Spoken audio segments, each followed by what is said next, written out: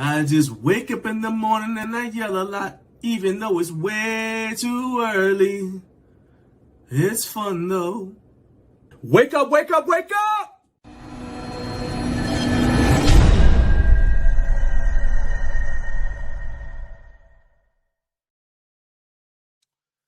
Wake up, wake up, wake up! Welcome, and thank you for waking up way too early with Garage Gym Life. My name is John Greaves III. I am the co-founder of Garage Gym Life. On this show, we talk about fitness-related content from a home gym perspective, and we get your live reactions to the topics that matter to the home gym community, and we have a lot of fun along the way. If this is your first time checking out the show, thank you for giving us a chance. Do me a favor, hit the like button, hit subscribe so that we can continue to grow and spread the word to more people who need some cool content to watch or listen to as they get their Friday started and really get their weekend started. All right. I'm going to be with you guys from now until 9 a.m. Eastern time today. So you got plenty of time for me to prove to you that you are in the right place if this is your first time. Let me go ahead and tell you what's going on. So in the first hour, which is now, we'll have news and other things. Just going to basically give you a rundown and my reaction to things that have come across my desk. At 6:45, we're going to have Recliner of Rage. I will tell you why I'm mad this week. I promise you, I do not invent these things. I don't look for this stuff. It just happens to me. And this is my only way to fight back. I got to crash out with you guys. In the second hour at 7 a.m. Eastern time, 6 a.m. Central, professional powerlifter Brad Abbott is going to join us fresh off of an impressive showing at the USPC Shack Showdown. We're going to be talking about home gym setup in a barn and what it takes to build competitive strength in a home gym environment. In the third hour at 8 a.m. Eastern time, 6 a.m. Mountain time, online fitness and nutrition coach Kyle Blanford from HypertroFit YouTube channel is going to be joining us to talk about setting up a home gym the right way the first time, and especially his new home gym builder app. Plus, I'm going to get some information from him about what's going on with he and Titan Fitness.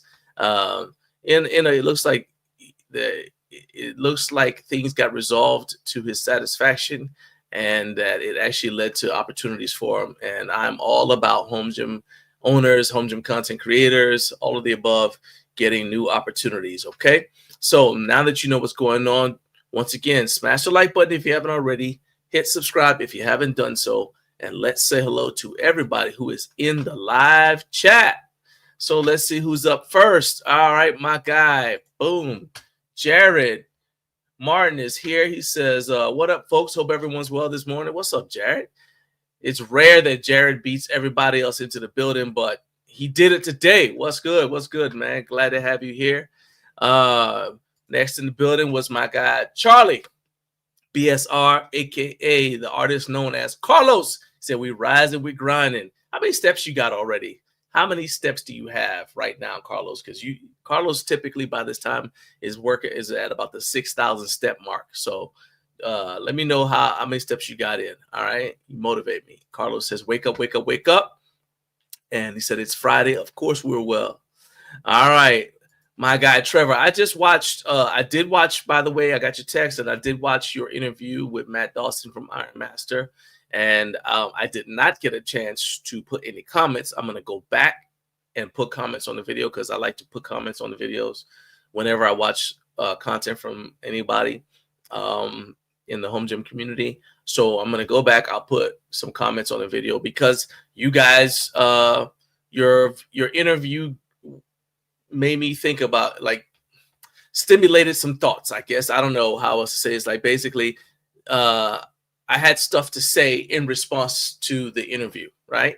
And it's good. It's good. It's thought-provoking, things that I had not considered before. So I appreciate the fact that you did the interview. And like I said, after this is over, after the show's over, I'll go back and I'll put some comments on it. Carlos does the right thing, tells me my mic sounds nice. Like I tell you guys, I don't know if this mic shuts off unless you guys tell me, because I have a secondary mic, but the sound isn't as good. So if the sound all of a sudden starts to get wacky, or if there's no sound at all, you guys got to put in the chat, hey, you're muted or something, so I'll know. So I appreciate that heads up. Carlos, that the mic sounds nice. My mic sounds nice. Check one. Y'all don't even know what song that is. Okay, you too young. You're too young. My mic sounds nice. Check two. Hey, Man Who Parks and Gym has arrived, and this is my opportunity to let y'all know the good news. I don't know if this information is out there yet, but I am a distributor of information, so I got to let you know that MWPIG5 saves 5% at Prime Fitness USA. So y'all need to make sure, get the word out about that, and get out there and start saving that 5% by using code MWPIG5. And yes, I am committed to saying that every single time I see you in the chat. So basically, I'm like Pavlov's dog, I guess. You're like, Jason shows up, puts a comment, and bam, I put his promo code up. It's just like that. And he didn't ask me to do it. I don't know. I just started doing it. So there you go.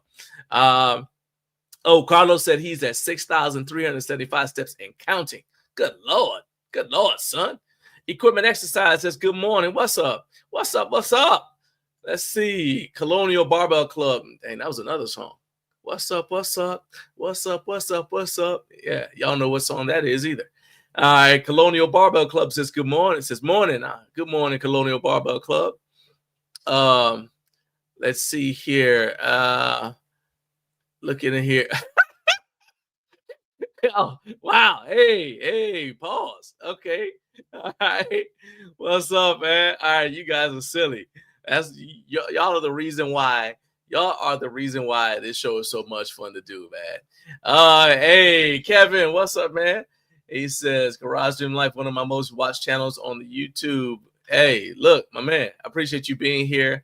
Your situation is unique because you got to stay up late in order to check out the show. So I really appreciate you being here because it's like late night for you, man. So I shout out to you. Shout out to you for being here, dude. All right. So let's go ahead. It looks like that was the last comment for right now. So now it is time, because you guys know what's going on and we know who's in the building. It's time for us to jump into our first segment, which is, that's right, news and other things.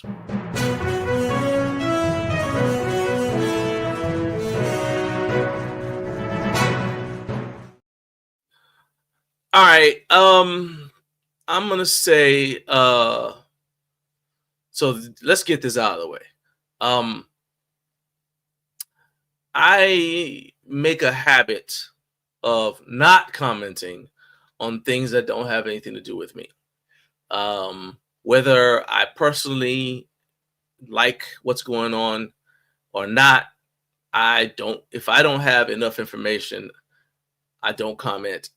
But even more than that, if it doesn't have anything to do with me, I don't comment, because one of the things that I committed to doing when I started doing this was I don't chase the popular thing, right?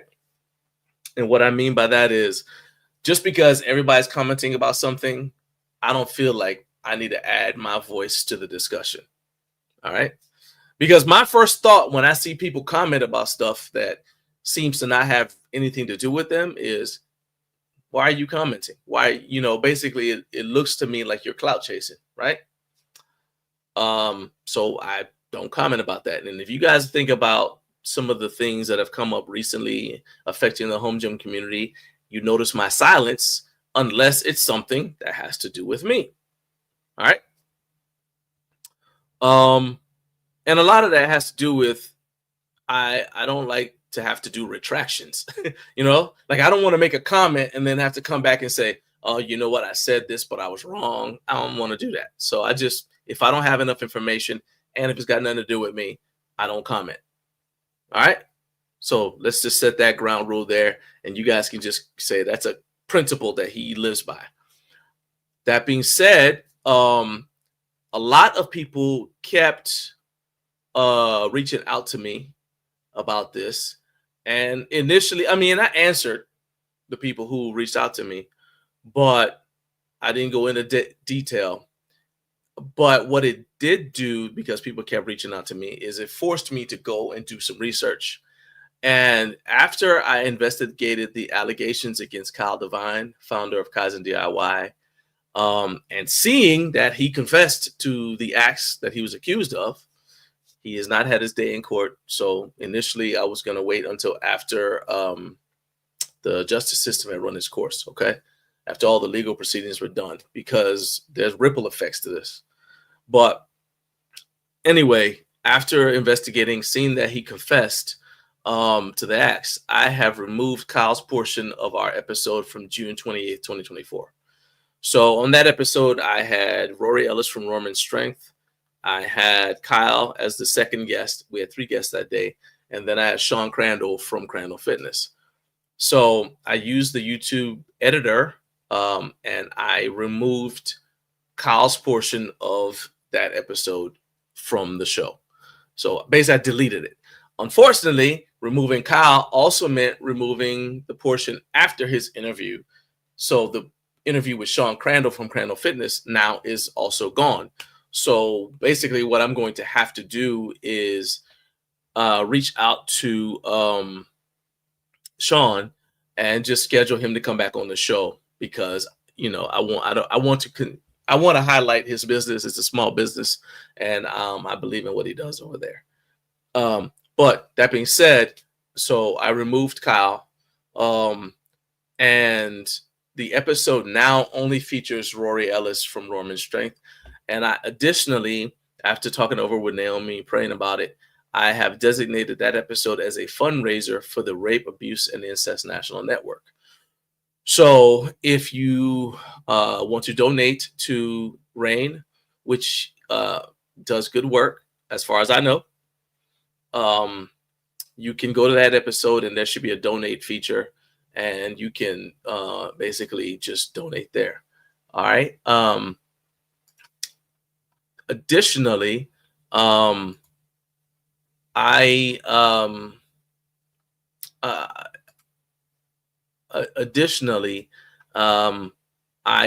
tried to designate this episode. I'm not sure if it worked or not, but I tried to designate this episode as a fundraiser as well.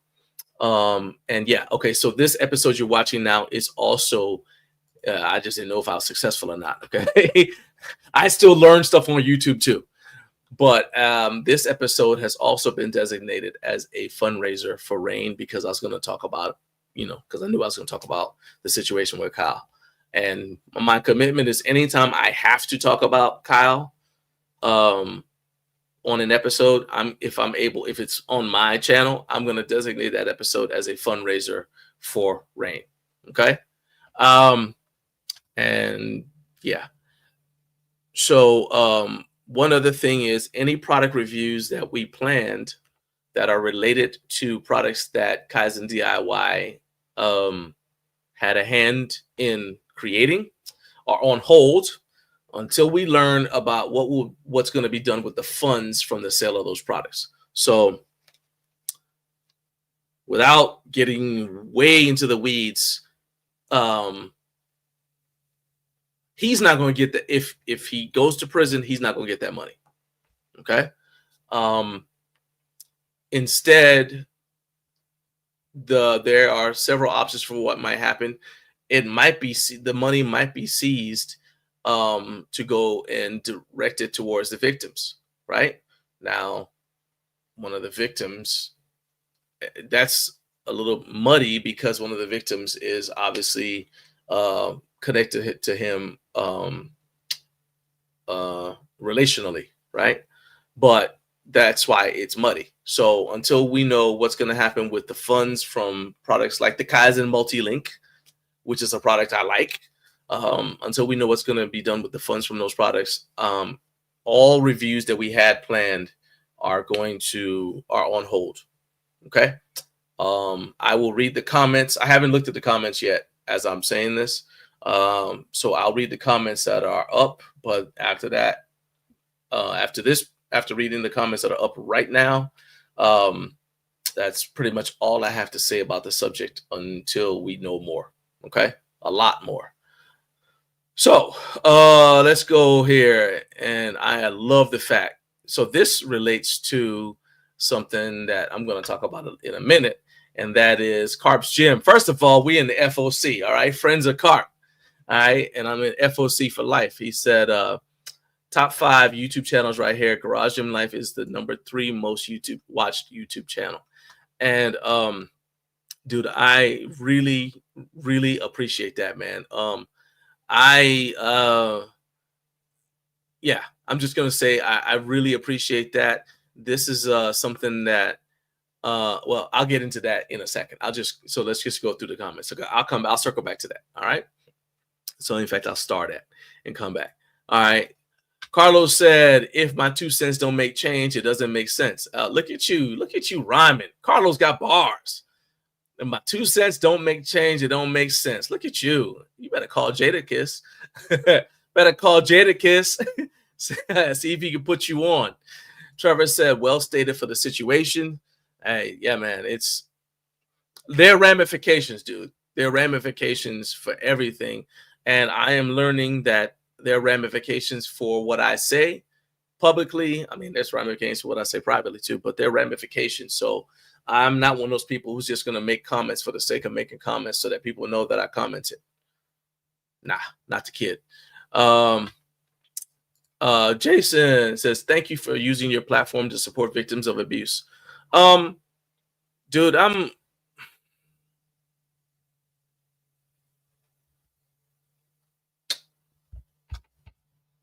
okay. So I'll tell you that I was a victim of sexual abuse when I was a little boy. All right. And it's the sort of thing where it was like, I mean, I was really, really young, but I still have, like memories, like kind of flashes of it. And it's affected how I approach things. It played a big role in me, I guess, wanting to learn how to fight. So it played a role in me learning martial arts and all that. But, my parents, my mom stood up for me. You know what I mean? Honestly, my sister, before she passed away, actually gave me information that I didn't have. She told me, she's like, I actually almost, in addition to that event happening, where I was victimized by somebody the family trusted, I mean, it could have had dramatic repercussions because my mom, she's probably gonna be mad at me for saying this, but my mom tried to kill him. When she found out, she tried to kill him. So I could have lost my mom that day because justified or not, the justice system, and we were in another country, but the justice system wouldn't have seen it that way. You know what I'm saying? So anyway, so as a result, when I see this stuff happening now, I'm like, somebody's got to stand up for people who are unable to stand up for themselves, because I know how that feels. Plain and simple. Carlos said, way to go, John. Stand-up guy all day. Hey, I appreciate that, man. Big Rob, what's up, man? Rob, Vintage Weights representing PGH. Look at you. That's my dude right there. Every now and then I get a text from Rob, and I'm always like, I just want you to know that when you text me, I hear your voice in my head, in my ears. It's like all melodious and radio announcer sounding. It's like, hey, John, I got a question. So there we go. So hey, man, I just want you to know that's what's good. Every time when I read your texts, I read them, but I hear them in your voice. All right, so there we go. And he says, and I agree with Jason. Thank you. Hey, dude, like I just explained, it means something. You know what I mean? It's important. Even if I didn't have personal experience with that, that's not the point. The point is that we are strong to defend those who are not. Okay? We got to use our strength to defend. And I'm not just talking about physical strength. We have a responsibility to defend those who are not as strong as we are. There you go. So yeah, I appreciate it, man. Hey, I appreciate it. So Jared said, big hug for me. Now, I didn't say that because I wanted y'all to feel sorry for me. I promise you I have gotten over it. Okay. I've gotten over it. It's one of those things. It's like, but I know that it has affected how I act in terms of my approach to defending myself and defending other people whenever I see somebody being picked on, that kind of thing. That's a big part of it. I mean, it affected why I joined the Marine Corps, as well as the fact that the military, when I was a kid, took over the government in our country. And I saw what happens when people who are in a population, when the government does bad things and there's nobody to stand in their way. And I just saw that being in them. And then we came to the United States, and this place became a safe haven for us. And I just felt like I owed a debt of gratitude to this country, which is why I decided to join the Marine Corps. And yeah, so there you go. Anyway, let's see. So there we go. All right. Anyway, I think that's a good stopping place right there. I don't think I need to say anything else about that topic. We are,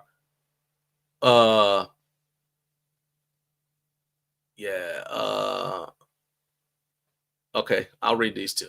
Carlos said, I'm not feeling sorry. I'm feeling your pain. I've been there too. Dude, I'm telling you, it's and I'll tell you that when I say I've gotten over it, I don't mean like I just through strength of will and therapy. No, I mean, the Lord's brought me through a lot of things in my life, a lot of things.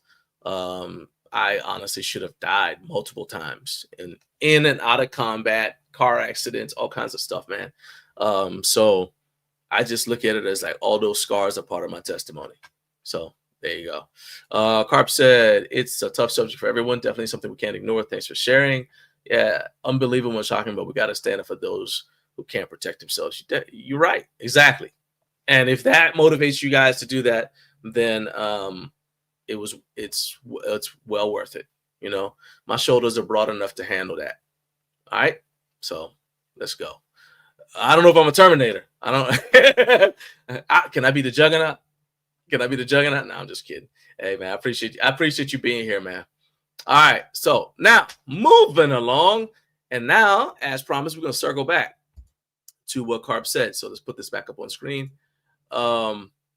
So Carp said top 5 YouTube channels right here. Garage Gym Life is number 3 most watched channel, and that I already had this on my rundown. So shout out to Carp and everyone who tagged me to let me know that I was in their top 3 most watched on YouTube. It's funny because the people who tagged me, and Rory told me when we were talking on the phone yesterday, that I was in his top 3. So I'm grateful. Let's just say that.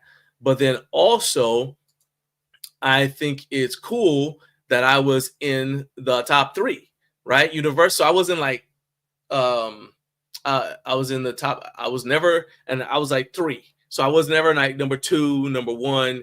I was always 3, but I was not 4. So I guess probably I'm like number 4 on somebody's list or whatever. And, so I didn't get tagged. But I want to shout out everybody who tagged me to let me know that I was in that Garage Gym Life was in your top 3 for channels that I watched. It really, really does mean a lot. And I will also confess that I don't know everything. And so I wanted to shout you guys out, like by screenshotting and putting it up on screen. But most of you tag me in your stories on Instagram. And that's how I saw it, right? So by the time I realized what this was, okay. By the time Naomi explained to me what this was, the stories had disappeared and I couldn't screenshot them or pull them up. So, or else I would have. But know that all of you guys, Carp, and everybody who else who tagged me, Mark, see, I shouldn't even start doing this because I'm gonna forget somebody. So Carp, Rory, because he told me yesterday, Mark from Flex Master Spot. Thank you, you guys. I am humbled by the fact that I am included in the channels that you enjoy watching, and some of the other channels that I saw there in your top 3. I'm honored to be included with those channels. Okay, so thank you very much. It's like, man, it's humbling, and I will continue to work to provide you content that you enjoy and that makes you think and that you find entertaining. Because number one thing y'all need to remember above all else is Uncle Johnny's phony. Phony? All right, just remember that Uncle John is funny. Okay, all right, there you go. All right, now let's man, we're running out of. I did not anticipate this taking this long. All right, question of the day. Are you turned off by fitness influencers who look like they're too in shape? I don't know if we were able to get that done. This was, I believe, so this was the question of the day from last week, but I don't know if we actually ever addressed the question of the day. All right, so I'm just going to run it back. So apparently, and this is something that for those of you, I know we get people who watch this who are content creators. Apparently, according to Athletech News, being too attractive can hurt you. And so I'm gonna, okay, I got you, Car. I appreciate it, man. Thank you. Let's see here. So that's gonna lead to me doing you. That's right. The first screen share of the day. Please calm down. First screen share of the day. So let's go ahead and dump into her. All right. So according to this, so we know, I mean, we've all seen like these images, you know, in magazine. Well, some of y'all don't even read magazines because you're too young, but on Instagram or whatever, you see like, you know, like the really fit influencer or whatever, right? And apparently people are getting turned off by that. And they're turned off by this, what appears to be perfection, but it's not just the bodies. Apparently, that extends to people preferring that the content they watch not be what they perceive as overproduced. So they don't mind a little bit of like, so like if your background isn't perfect, you don't have the green screen, you don't have like the backdrops and all that stuff. Doesn't look like a professional studio. There's actually one person who said, when I was looking at this, there's actually one person who said that that she will what you call it, trying to see how she worded it. She said basically she'd rather, I don't know what kind of, it's fitness content, but she said she'll shoot videos in her laundry room, I think. Yeah, she said, I'm trying to see what her name is. It says, so Daniel Pacente, she said, so she created an app, right? And it's a tool for accountability, whatever, right? And she said that, oh no, I'm sorry, it's not her. Daniel Pacente did create the app, but Kate Roham, who's a content creator, she said, I'd rather film in my laundry room than in a studio because my audience relates to real, not polished. And you can always come back and improve. And so, you know, people like watching your video content improve over time, as opposed to you showing up already in your polished state because they feel like they can't relate to you. And it's the same thing when it comes to how you look. So apparently they did a study and they showed, or they did several experiments, right? And they showed Instagram posts, mock Instagram posts featuring a highly attractive, excuse me, female fitness influencer, a moderately attractive one, and then a text-only control. And the results flipped, and the highly attractive influencer scored lower on relatability and engagement. Now, let's just stop there for a second. Who decided what attractive was? Okay, because I'm gonna tell you that if you show somebody who is like, I don't know, very thin to some people, they're not going to be interested versus somebody who is in terms of male or female versus somebody who's more muscular. And then if you show somebody who's muscular over somebody who's got, just like, I don't want to say fit, but just like the average, like if you look like you play basketball or something, right? So you're in shape, but you're not like super, super muscular. Some people are going to be more attracted to that sort of physique, right? So that's the first thing I say. I take stuff, again, I can't help it. I read with a discerning eye, but at the same time, I also understand that people are like, hey, I don't necessarily, I don't want the woman or the man. I can't relate to the woman or the man who's got like the six pack, right? and I can't identify with that person and their results because it doesn't seem relatable, right? So I say that basically when I read this, the things it told me were, as a content creator, you don't have to be perfect, and people enjoy seeing your journey over time. So, but my question for you guys, because that was a broad kind of like, they took that from a broad segment of the population. So this is the home gym community, and so I want to hear from you guys. Like, if you see somebody in there, like they look like they're just too in shape, does that turn you off? Are you less likely to listen to them unless you know? So like somebody like Ashley, shout out to 332. So Ashley's really in shape. The fact that she's really in shape doesn't turn me off, because I know she knows what she's talking about, and I'm willing to listen to her, and her, not only watch her content but take advice from her. So is that how you guys feel about it? And in fact, I don't want to coach. Don't coach the witness. You guys just tell me, how do you feel about it when a content creator is really fit versus somebody who's not fit, and whose production isn't perfect, but you can see like progress over time? So y'all let me know. All right. So let's see here.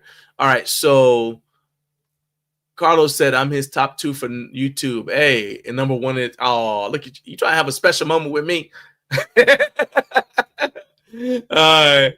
And Carb said, that means my channel is about to be growing. Hey, look. Hey, the FOC, we're taking applications right now. You understand? We're taking applications right now. All you got to do, hey, join the FOC. Membership has its privileges, okay? I promise you it does. Let's see. Carp says, brother, we're not professionals. I mean, you speak for yourself. I can't co-sign that, man. I understand what you're saying, and I think that a lot of people do this as a hobby, but I'm a professional. And not just because I do this and we take money, but my approach to this is not as a hobbyist at all. I do this and part of it, to be honest, fair, is because I went to school to be a journalist. And so this is the first time I've been able to, well, not like the YouTube thing, but I mean, just since I started doing Garage Gym Life. Well, actually, since I started this, Garage Gym Life is kind of like a step on the journey that started when I started freelance writing after I came back from Iraq, writing for magazines and things like that. And even when I wrote my book, so I approach it as like using the skills that I was trained for in college. So yeah, but I get your point. I get your point. And Colonial Barber Club says, Dad Bods Unite. Hey, now they didn't say, I will say this to go back to Carp. Carp has made tremendous progress. A lot of people don't realize that, but he's made tremendous progress. And that's what I like about his channel, is that the more I learned about his journey, the more I like watching his stuff. Okay. So people, I think that I guess what people are saying is that they don't necessarily want to see like somebody who looks like this, the finished product. Instead, they respond very more to somebody who's on their journey with them, because they feel like they can grow with them. And this kind of goes with what Charlie said. Why this Charlie's throwing me off? This Charlie business, all right, Carlos. So Carlos says, seeing someone in a relatable environment helps people to feel like that's more attainable. Being too unfit can turn people off. That is correct. Like, they got to know that you know what you're talking about. So yeah, 100%. Trevor said, I care about the content over the look of the person. Okay. Carlos said, the journey is the best part. Watching progress helps people to believe. Yes, that's what I'm saying. Is like, so like with Naomi, and shout out to Naomi, by the way, she is only a pound away from her goal. All right, so shout out to her. But people have said, like, when they've seen her journey over time, like, it took a while, but then, and it was funny, is some people at church were afraid she was sick. They're like, hey, are you okay? What's going on? Everything all right? And she's like, yeah, I'm good. You know what I mean? So that's interesting. But then as people keep on seeing the journey down, they're asking her, hey, so what are you doing? You know, how are you achieving this and that kind of thing? Because I think people like to see the journey. Jared says, I'm going to say no because I'm not going to fault someone for working hard and being disciplined. And I will also say that's another thing too. That's why I said I wanted to get some feedback from you guys, because I don't know what shape the people who they surveyed are in, right? And I think that the better shape you're in, the less the more you can relate to somebody who's in shape, right? And in fact, the better shape you're in, probably the harder it is for you to relate to somebody who's not in shape, because just thinking about like what your day, and everybody who's watching this, right? No matter what your fitness level or how close you are to your goal or far away from it, just thinking about the fact that our daily routine, everybody watching this, and me included, our daily routine is not like regular people. The things that we do for fun are not like regular people. Home gym con, that's not something regular people would do, right? Which is funny because regular people will go to the Arnold, but they will go to it because it's a spectacle. Home gym con isn't a spectacle. We go to Home Gym Con for the community, for the environment, for the opportunities to get equipment, to pursue goals that are strange to, honestly, most of our families, right? So, yeah, that I think there's an element of that as well. Jason said, I feel like I value honesty, knowledge, and integrity over physical appearance from my content creators. Is that part of honesty and knowledge though? Like, you know, like the physician heal thyself thing is like, if you're giving me fitness advice, shouldn't you kind of look like, you know, what, like what you're saying, like you practice what you preach, right? That, and I'm not saying that as a, like, just to be play, you know, trying to see both sides of the situation. Is, I'm like, yeah, if the junk works, it should work on you too, right? So there's that. Colonial Barber Club said, hey, I started going to college for journalism. Unfortunately, the job market sucked. That's part of why I didn't do it. So story time with Uncle John. Oh, actually, I said I was going to call myself Grandpa John because I got grandkids. So story time with Grandpa John. So I went through all the training. I did my internship at the local newspaper and started the job search. And I was seeing, it's not that I couldn't get jobs, but the idea as a reporter is you were going to start out making minimum wage. I was like, I can make the same amount of money like working at the local grocery store. Why did I just go through all this to make minimum wage? And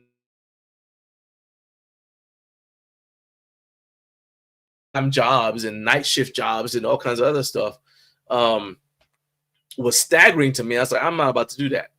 And unfortunately, because in college, they don't teach you about freelancing, I never learned about that part of it. Had I known about freelancing, I would have done that, because there your income is governed by your hustle, your willingness to hustle, right? You pitch yourself. It's kind of like doing reviews. Like, how much are you willing to hustle and become a master of your craft, right? And by that, I mean, like, you learn how to present the information, all that kind of stuff, right? So I went a different way with it, but that was cool too, because I started working in a public gym. It's actually the gym where I worked out. I just went up to us and said, hey, you know, you guys hiring? And I started working at the front desk and turned it into when I got certified, and then, you know, the ball started rolling from there. Carp said, I'm a believer in you can't always tell by looking, but if it's a fitness or gym influencer creator, you always know more than someone that doesn't know you. If you always know more than someone who doesn't know, so you can also help someone. Yes. Yeah, that's true. I mean, I'm not saying don't share your knowledge if you have it, but I'm just saying, like, over time, people should see that what you do works, right? Because one of the things they told me was our personal trainer is like, they're like in the certifications, say you're your best advertisement. People aren't going to want you to train them if you don't look the way they want to look. But there's a key. You got to look the way they want to look. So some of the most muscular people who were trainers that I knew couldn't get some of the clients that I could get, because I was also fighting at the time, right? So I couldn't get too big. I was in a weight class. And so people who were like, who saw like if you saw me in regular clothes, you didn't know. I mean, you know, I was in shape, but you didn't know what I did. I didn't look like some real muscular dude. So people saw that, people who weren't interested in being like, you know, like they work at the bank or something. They're like, I'm not trying to be huge. It was easy for me to get clients like that because that's what people were looking for. Somebody who kind of looks like the way they want to look. And I think that also is how things work in terms of the content creators that you enjoy watching. Carlo said, "Are you sick?" is one of the best compliments. I'm telling you, like they were concerned. They were concerned for her. And she's like, nah, I'm working out. And, you know, I got goals. And they're like, oh, really? And that was just funny, too, because she told them that. And they're like, you got goals and you're actually pursuing them? Like, yeah. Let's see here. Carb said, if you see a guy doesn't look like he lifts or you think he's out of shape, but then he shows his training or he's put up 500 pounds squats and deadlifts, obviously the person's doing work. Oh, yeah. It's just it's kind of like a conversation I was having with Jonathan from No Fate 24/7. He was like, you know, if you're in shape, people will assume you're strong. If you're out of shape, then you pretty much have to like constantly be showing evidence that you're strong with videos and stuff like that. But if you're kind of like, if you look like Jonathan, you just go to the, you know, at the grocery store, people can tell that he works out, right? He doesn't have to be doing something, right? Whereas, so you use me, I mean, people can tell I work out, but a lot of people look at me like, oh, I look like I used to work out. You know what I mean? At this point, because I look like somebody who like maybe played football and then they stopped or something like that, right? So like they don't know like how much I squat and bench just from looking at me. So the goal is to stay strong, but get to where I don't have to wear one of those 400. Well, I'll be able to wear one at some point. 400-pound bench press club T-shirts. You know what I'm saying? I'm never gonna do that. There's always been a misconception that shredded or very low body fat means in shape. And shape is different to different people. Yes, exactly. And even the goals that people have are different. So, you know, if your goal, for example, is to, like you say, squat 500, 600, 700 pounds, you're not necessarily going to look like somebody whose goal it is to run the Boston Marathon, just for example. All right. Rob said, home gym comp, grip strength comp. Those are goals that are strange to our family. Yeah, and look at you, shameless plug. Yeah, man. The hobby and functional aspect of the home gym are different, but the line gets blurred a lot. You know, yeah, okay. Y'all already know that my views about home gym stuff is like I can't relate to people who collect gym equipment like it's like they're building a museum in their house. I just can't relate to them. Okay, but it's not my job to relate to them or control what they do at their house. It's their house. I don't understand it. I'm like, you find something else to do with your money, but I get it, right? Or I don't get it, but I respect not your Trevor, but I respect people who just want to collect the equipment, and that means something to them. I'm like, okay. Colonial Barber Club says, nice, same here. I got to write a few articles that got published and realized I was free labor. Yeah, it's like, I mean, because I remember, heck, I wrote, and this is when I was writing for the newspaper, I had front page articles. I had articles that were on the front page. But then I look at how much I was going to make, and I was like, yeah, okay, you don't need me for this. I can make more money doing less work. Yeah, that was just it. Carp said people never know if the person is the before guy, the after guy, or the during guy. 100%. Hey, shout out to Porter Fizet. What's up, man? What's up? Glad you joined us today. JBTV says, good morning. What's up, man?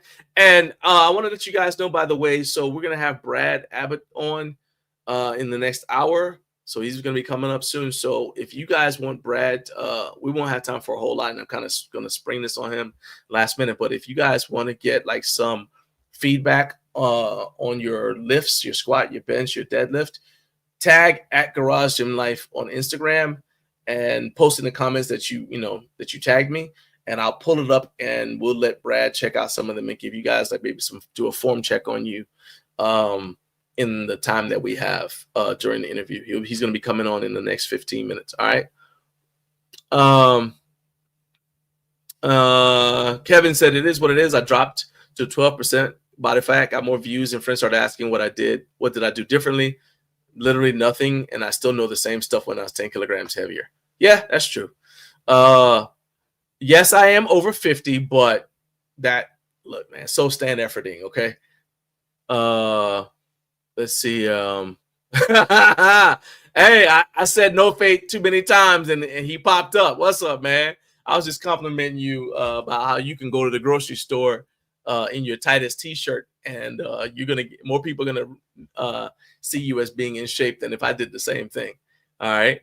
At this current moment, if I wore my tightest t-shirt, I look like a can of busted biscuits. Nobody's gonna ask me, hey, bro, you probably bench a lot. Nobody's gonna say that. They're gonna be like, why you look like 200 plus pounds of chewed bubble gum? No, but you know, it is what it is. Yeah, we were just saying, Jonathan looks like he lives at the grocery store. Yeah, at the grocery store, flexing and picking up groceries for everybody. All right, let's go ahead and roll into the most popular segment of the day, and that is Recliner of Rage. It's the Recliner of Rage. It's the Recliner of Rage, 'cause he's not happy.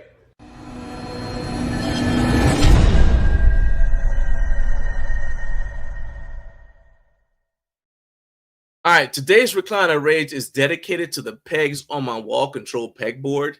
Full disclosure, I love my wall control pegboard. It's done wonders for organizing the gym, getting stuff off the floor, which warms the cockles of my heart, wherever those are. I didn't study those in anatomy and physiology, but there's in there somewhere because everybody says cockles of their heart.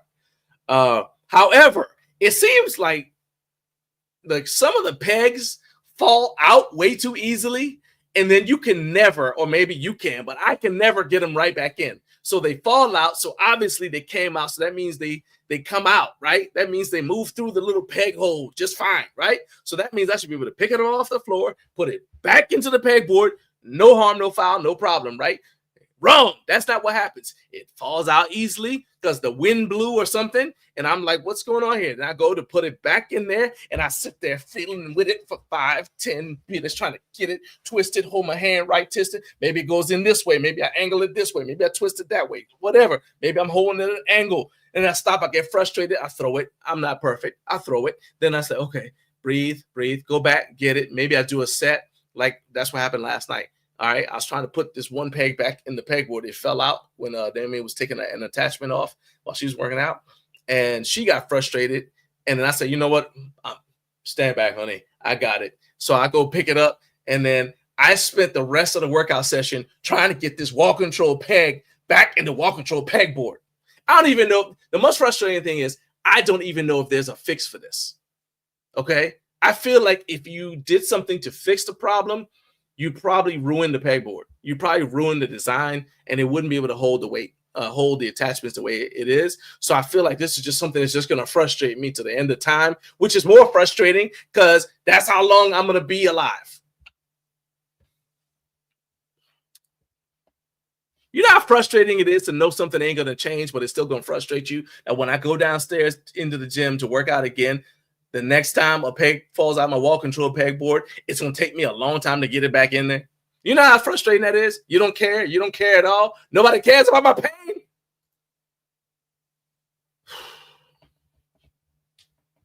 This is a serious problem. Wall control. I changed my mind. Wall control. Figure it out. I spent my money on your product. Figure it out. Figure out. Maybe you need to come out with a lubricant. I don't know, but I can't get the pegs back into the wall control pegboard. I shouldn't have to do that with my body and twisting and all that. I'm using up precious energy. This time I'm never going to get back. I'm already in my 50s. All right. I'm halfway through. Please fix your dang pegs. Fix it. Fix it. Okay. Calm down. Take a breath. You don't need no high blood pressure. Plus you got a whole show to do. So just come all the way down. That's better. Okay, thank you. And I could always depend on y'all to not understand my pain and my situation, because whenever I share with you all what I'm going through and I expect to get some sort of support, instead I get comments like this. Trevor says, I never had an issue with my wall control and I 3D print my pace. Well, good for you, Trevor. I'm glad your life is going great.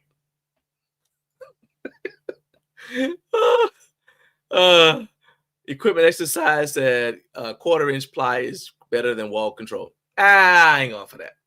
Remember, I'm from the camp like where if somebody has already invented a solution for something, I don't feel like I need to also invent a solution. Like when I needed a car to get to work, I didn't build one.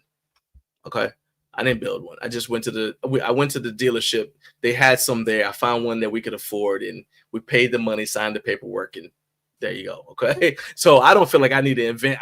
I'm not in the DIY club of the home. I'm not in the DIY segment of the home gym community. Yeah, Trevor, I'm glad you live in your best wall control life. Okay. Well, I don't have time to discuss this any further with y'all. Okay. I got things to do. I got Brad waiting backstage, and we're going to be talking to him in less than 8 minutes. Okay. But right now, I just wanted y'all to know what was going on. All right. Anyway, moving along. So yeah, let's go ahead and we got 8 minutes, like I said, before we bring Brad in. And but before we do that, we're gonna run. I want to give a shout out to the sponsor of this video, I guess this episode, and that's Bob and Brad. They sent me the D6 Pro massage gun. I already had the D6, and then they sent me the D6 Pro. I was actually able to use it at the I didn't use it, but I let some of the powerlifters at the Shack Showdown use it, and they loved it. So let me go ahead and just show you guys really quick how this thing works. All right, here we go.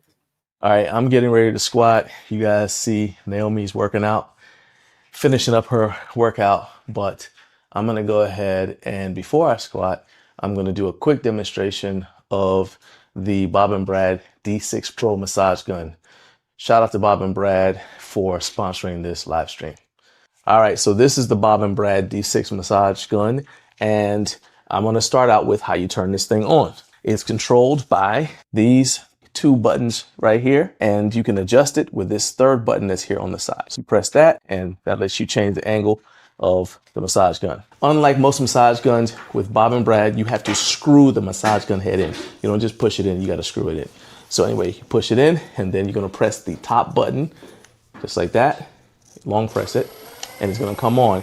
When it comes on, it's going to be on at the default setting of 1500, and then you simply press the button to go up to the next setting. Okay, so that's 17. That right there, short press again, takes you to 19. Again, now we're at 21. Next one takes you to 23. And the final one takes you to 25. All right. Okay. If you want to go back down, that's where this button at the bottom comes in. You press that. You can go down one at a time, all the way back down to 15. And then if you want to cut it off, you long press, and it cuts off. The unit comes with several heads. You got your options depending on how intense a massage you want and which body part you're massaging. But the one that really gets everybody's attention is this heated head. And I'll go ahead and I'll show you that now to close it out. So once again, a long press turned on, and immediately you see that the head is lighting up. That's because it's getting hot.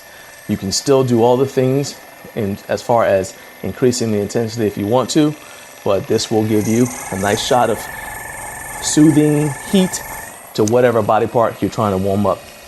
All right, and once again, you cut it off just by long pressing on that top button. All right, so you guys go ahead. I've got the link in the description for the video if you guys want to check it out. If anybody's interested in grabbing it, like you can't wait to the end of the video, I go ahead and I'll put the link in the live chat for you guys to grab it as well. But if you're watching on replay, shout out to the replay gang. And like I said, shout out to Bob and Brad for sponsoring this video. Also, we are going to be, let's go ahead and add our friends over at Yay LinkedIn. And there we go. All right. So it is now, let's call it 6:56 a.m. That's close enough for me. So shout out to the Central Time Zone. Welcome to all of you who just joined us from LinkedIn. My first guest on the show today is professional powerlifter and strength coach Brad Abbott, who I just watched put on a serious demonstration of strength during our live stream of the USPC Shack Showdown on the 23rd of November. Brad's a strength coach, and he's also a home gym owner who happens to be a huge fan of Bells of Steel. In fact, we talked for way too long about Bells of Steel when I was supposed to be helping Naomi set up the live stream. And we realized we were both fans of Andrew and Kat, especially. So we said, hey, we need to get you on the show. And Brad had the fastest turnaround of time of any guest who I've reached out to be on the show. He was like, yeah, I can do that. I'm talking about the fastest turnaround time. So the rest of y'all learn from Brad, get your lives together. You don't need to take all year trying to figure out what works for you. The dude took action. All right, Brad, are you ready to go? Thumbs up. All right, my man said, man, I was born ready. You know, you better ask about me. All right, there we go. So let's go ahead and bring Brad in here. And he's our first guest. Welcome.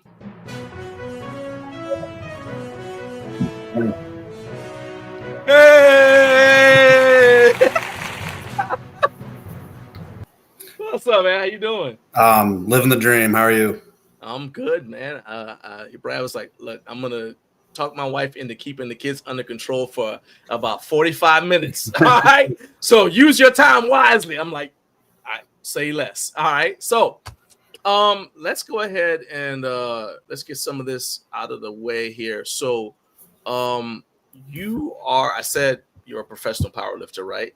Which means you're eligible to compete for prize money at meets. So yeah, that term is kind of thrown around. Yeah, you know what I mean? It's like people are like, oh, professional powerlifter. What does that mean? I'm like, okay, Phil. It means you can get prize money at meets. But something I actually wondered, because sometimes lifters take extended breaks from competing, they got injured or just life stuff happens or whatever. In those cases, do you have to take a meet like just to set a good enough total so that like a qualifying total? Because some things like the Shack are like invite only or the pro portion of it, right? So if you want to do a pro meet, you have to say, okay, I got to set a total. So I got to take a meet just to set a total so I can qualify for some of these pro meets. Yeah, I've had to do that one time. I personally don't chase like meet qualifications. You know, I compete for me, and I encourage most lifters to do that, because if you're not competing for you, I mean, are you really like? I'm not gonna beat Andrew House, you know. So right. So it's like I'm competing for me. I'm not showing up to win meets. Unfortunately, you know, a lot of coaches disagree on that. But I think it was one time I had to put up a qualifying total and I wasn't there. So I went and did a meet just to put up a qualifying total, and that was to do the Arnold in like 2020. Okay. That was the last time I ever had to do that. But yeah, most of the like big meets require some form of a qualifying total. Usually it's coefficient, so they like to use dot most of the time. And then they send out invites or a combination of the two. Like the Shack Showdown was an invite, but you had to inquire. Like you had to say, hey, I'm interested in doing this meet, and then they would check to see if you qualified and then send you an invite. So yeah. Oh, that makes sense. I mean, I just knew that it was something that is it's just something I always wondered, because so like, for example, you got Boss of Bosses, which is, you know, I hope they bring that back, because that's a cool meet. Yeah, so I remember when Dan Green first started doing it, it was like, first it was just invite only. He's like, we're just going to have the best of the best powerlifters. And also because he wanted to do something that would straddle the different federations. Yep. And then it started to have a pro and an amateur component or whatever. And I was always curious. I said, well, you know, if it's been a minute since you competed, let's use an extreme example. Let's say Ed Cohen decides he wants to compete again, right? Obviously he's got the reputation, Yeah. But man, they'd be like, hey, we love you, Ed, but the last time you compete, I'm like, do you still meet like the qualifying total for this meet? You know what I'm saying? It's like Ed's gonna have to show that he should still be, on the pro stage. And also disagree. And it's funny that you brought that up because we're going through it right now. There's drama in the powerlifting world. No, absolutely not. Never. The American Pro announcement, because the American Pro is coming back next year, and they're already sending out invites. And there's a little drama around it because they've already invited somebody who has like a 480 dots to do the meet. And the American Pro has notoriously been every year raising the dots, baseline higher and higher and higher. And like last year, I think you couldn't even do it if you didn't have like a 515 dots, which like eliminated me by like 1 point. Something silly, And they right away invited somebody with a 480 because she's got a massive following. There's a little drama around it.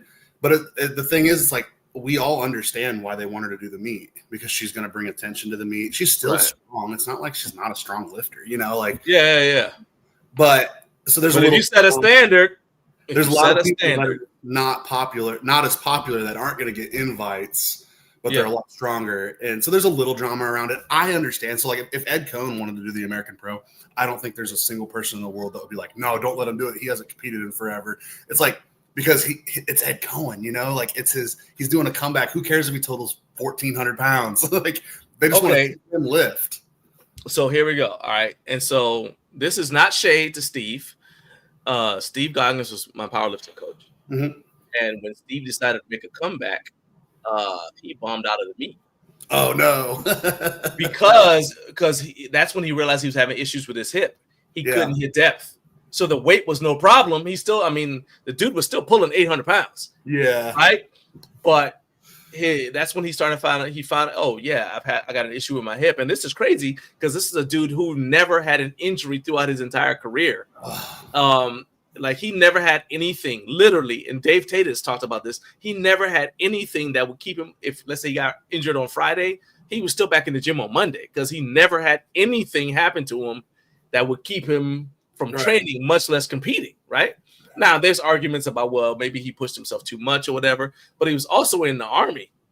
Yeah. And his job was powerlifting. So, like, he was on the Army powerlifting team. So, basically, he's living the dream. Like, his entire job was powerlifting, right? Yeah, right. Yeah, and so it's like, that's when that's what I think about. And what's his name? What's his name who just competed? Andrew. He's in North Carolina. No, he's in North Carolina. He's an older lifter as well. He's the one that he did Olympic lifting and he did powerlifting. I can't believe I can't remember his name. Like I said, he's an older lifter. I'll remember. He's like big into velocity-based training and all that kind of stuff. He coaches a lot of weightlifters now. Like he just coached a weightlifter who was in the Olympics, won gold, and the guy trained from he's a distance coach for him. And the guy, won gold. I think he trains out of a home gym actually here in Georgia. Anyway, the point is Travis Mash. There we go. There you go. Travis Mash. So I knew if I just kept on going, filling time long enough, I'd get it. Right? But so Travis Mash just competed and he still had to go out there and he didn't go like into a money meet. He's like, I'm just gonna go out here. I want to show what I can do at this point. I feel like, look, if Michael Jordan, when he came back from baseball, still had, he got his spot back on the Bulls, but people still were like, can he still do what he did? Same thing when he was on the Wizards. If Michael Jordan had to prove himself, sorry. That's all I got to say. All right. I ain't trying to say, I'm just saying. Now that we're completely off tangent, right? I did ask you that question to, to kind of establish some of your street credibility here with our audience. But you already got your fans in the chat, right? So we're not going to spend too much time on this. But I am not going to let this go because when I first, and yes, this is something my wife and I are talking about. So when we first started pushing merch with Garage Gym Life, I was like, hey, look, we should have some Garage Gym Life theme flannel pants because people in flannel pajamas in a garage gym, in a home gym. They lift in flannel pajamas. I was like, I don't feel like that's something. I don't feel like that's a thing. Brad. I've been lifting in pajama pants for years, even before I had a home gym. Thank you. Thank you. All right. I mean, man, look, they're comfortable. I can't think of, unless you do, I wouldn't possibly do like, yoga. I don't do yoga anyway. So who cares? Yeah. Like, well, sweatpants don't fit me right because I have to buy, I'm not short, I'm 6'2". And so it's like, for me to get the right length, I have to buy like, a 2 or a 3X, but then it does not fit my waist. Because I'm a big dude, but I'm not fat, so it's like I got yeah. So, but pajama pants, I can buy, the appropriate waist size, and they're baggy already, so they fit my legs just fine. So I like pajama pants. I also just don't care what I look like anymore. I'm way past that phase. I've done what I needed to do with my looks. There's evidence right there. Look at that. Yeah, look at this dude. Pants right there. All right. Look at this dude. Wake up, get up, dominate. Okay, right there. I close gripped 565 wearing Rudolph pajama pants. I'm telling you, all right there. So I feel vindicated, to be honest with you. And this is the hill I'm gonna die on. I'm like, I feel like we could have made our money on some garage. Like, hey, put in the chat. And that video, I'm velocity training. Did you see that? I had the velocity. Yeah, I saw the little. I love that thing, man. I'm a big fan of that. So I'm like, put in the chat if you think we should come up with some garage gym life theme flannel pajama pants, because I just need to know, are y'all with me or are y'all wrong? Okay, let's go ahead and let's get to the because we already got some questions in the chat, so I want to go ahead and throw those out there first. So a question for Brad. This is from a guy, Jared. Now, Jared, just for context, Jared just benched 405 again, and I want to say he's got a 300 seated overhead press. Nice. 200 pound. Yeah, he's a strong dude. So he said he wants to know what your thoughts are on axle bars. Okay. He's sneaking in 3 questions in one. But so axle bars, what's your favorite triceps accessory, and then rate favorite to least favorite in terms of squat, bench, and deadlift. Yeah. So axle bars. You can do those in any order you want. I'll just go down the list. Axle bars. If you I don't personally own any. I don't compete in strongman, number 1, so I don't really have a reason to. Number 2, I don't have a grip issue. I feel like axle bars would be great if you struggle with grip, because you do have to actually actively squeeze that bar if you want to have any control of it. So that would be great, as a passive grip trainer. But I personally don't have any. I just don't have a use for it. And home gym life. I don't have infinite space for all the bars in the world, so I had to pick and choose, and I don't have an axle bar. So I don't really have, as a power lifter, it's not totally necessary. Okay, so hold on, let me stop you right there. So you're saying, you're not a believer in the, Donnie Thompson did like thick bar training back in the 90s. That's when he was competing, right? Yeah, he did. He did. I literally just read this on the Elite FTS page. They brought back one of that old article that Donnie Thompson wrote. They're like, it's funny too, because they're like, all right, so fat bar training is popular again. Rather than writing a new article, we'll just pull up this old article Donnie Thompson wrote, and that's what they literally said. It said we're just gonna, rather than write a new one, we're just gonna pull up the old article that we got from Donnie back when they first became popular. Y'all just read it again. Everything it says is still true.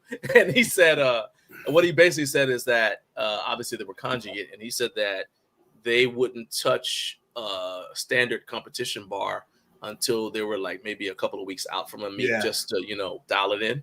So you don't believe in that, even if you train in that. You don't even use it. I'm a conjugate lifter, so I understand using nothing but variations for the entire off season, right? And then getting back into your comp movements closer to the meet. But I don't feel like an axle bar needs to be part of my rotation. Okay. All right. So favorite triceps accessory. Dude, I'm old school. I like push-ups, as my primary bench training. That's because you used to wrestle. Yeah, I'm really good. That's all there is. All right, he used to wrestle. Don't listen to him. Nah, go ahead. No, listen. I like my favorite is honestly probably the SSBJ press. Super underrated movement. Allows you to, I like skull crushers, but the problem with skull crushers is when you're strong and you have to actually load a lot of weight to do it, man, that just tears your elbows up. I can imagine. It's painful on the elbows. So the SSBJ press is kind of like a way to cheat a little bit. You can load a little bit more weight on it and still get the movement. Like I've done 4 plates on an SSB for a set of 10, on an SSB jam press. Definitely. Okay. 0 chance I'm doing that with a skull crusher, so it's like, I like it a lot. I really like the SSB jam press for triceps. I got you.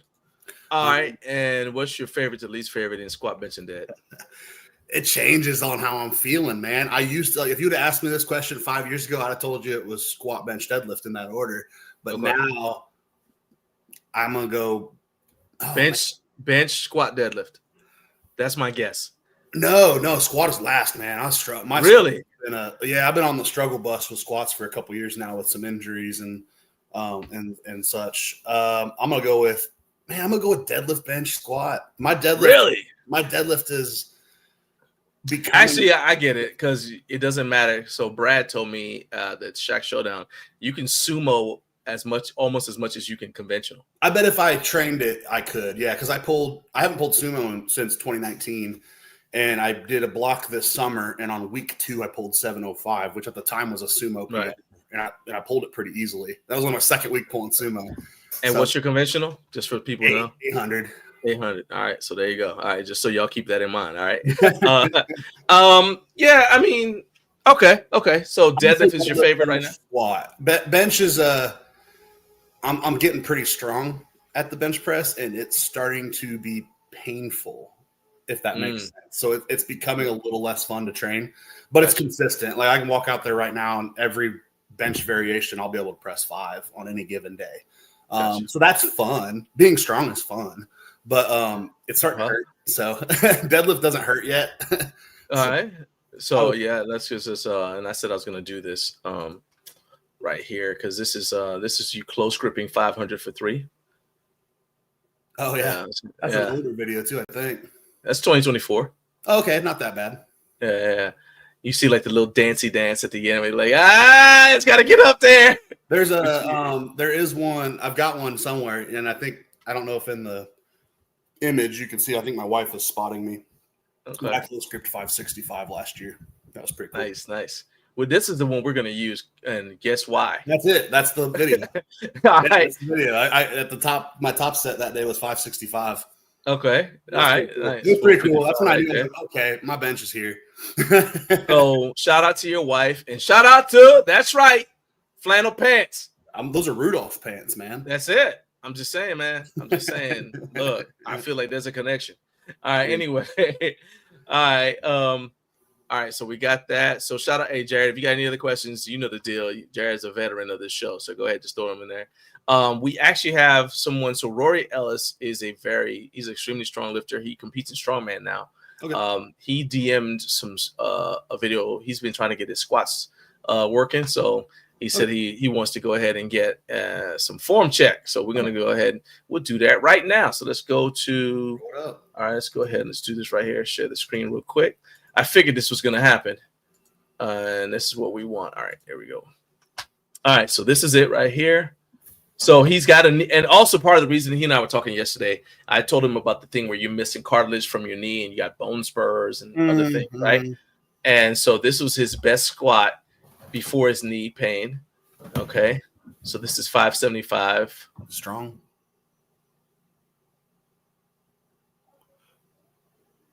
Okay.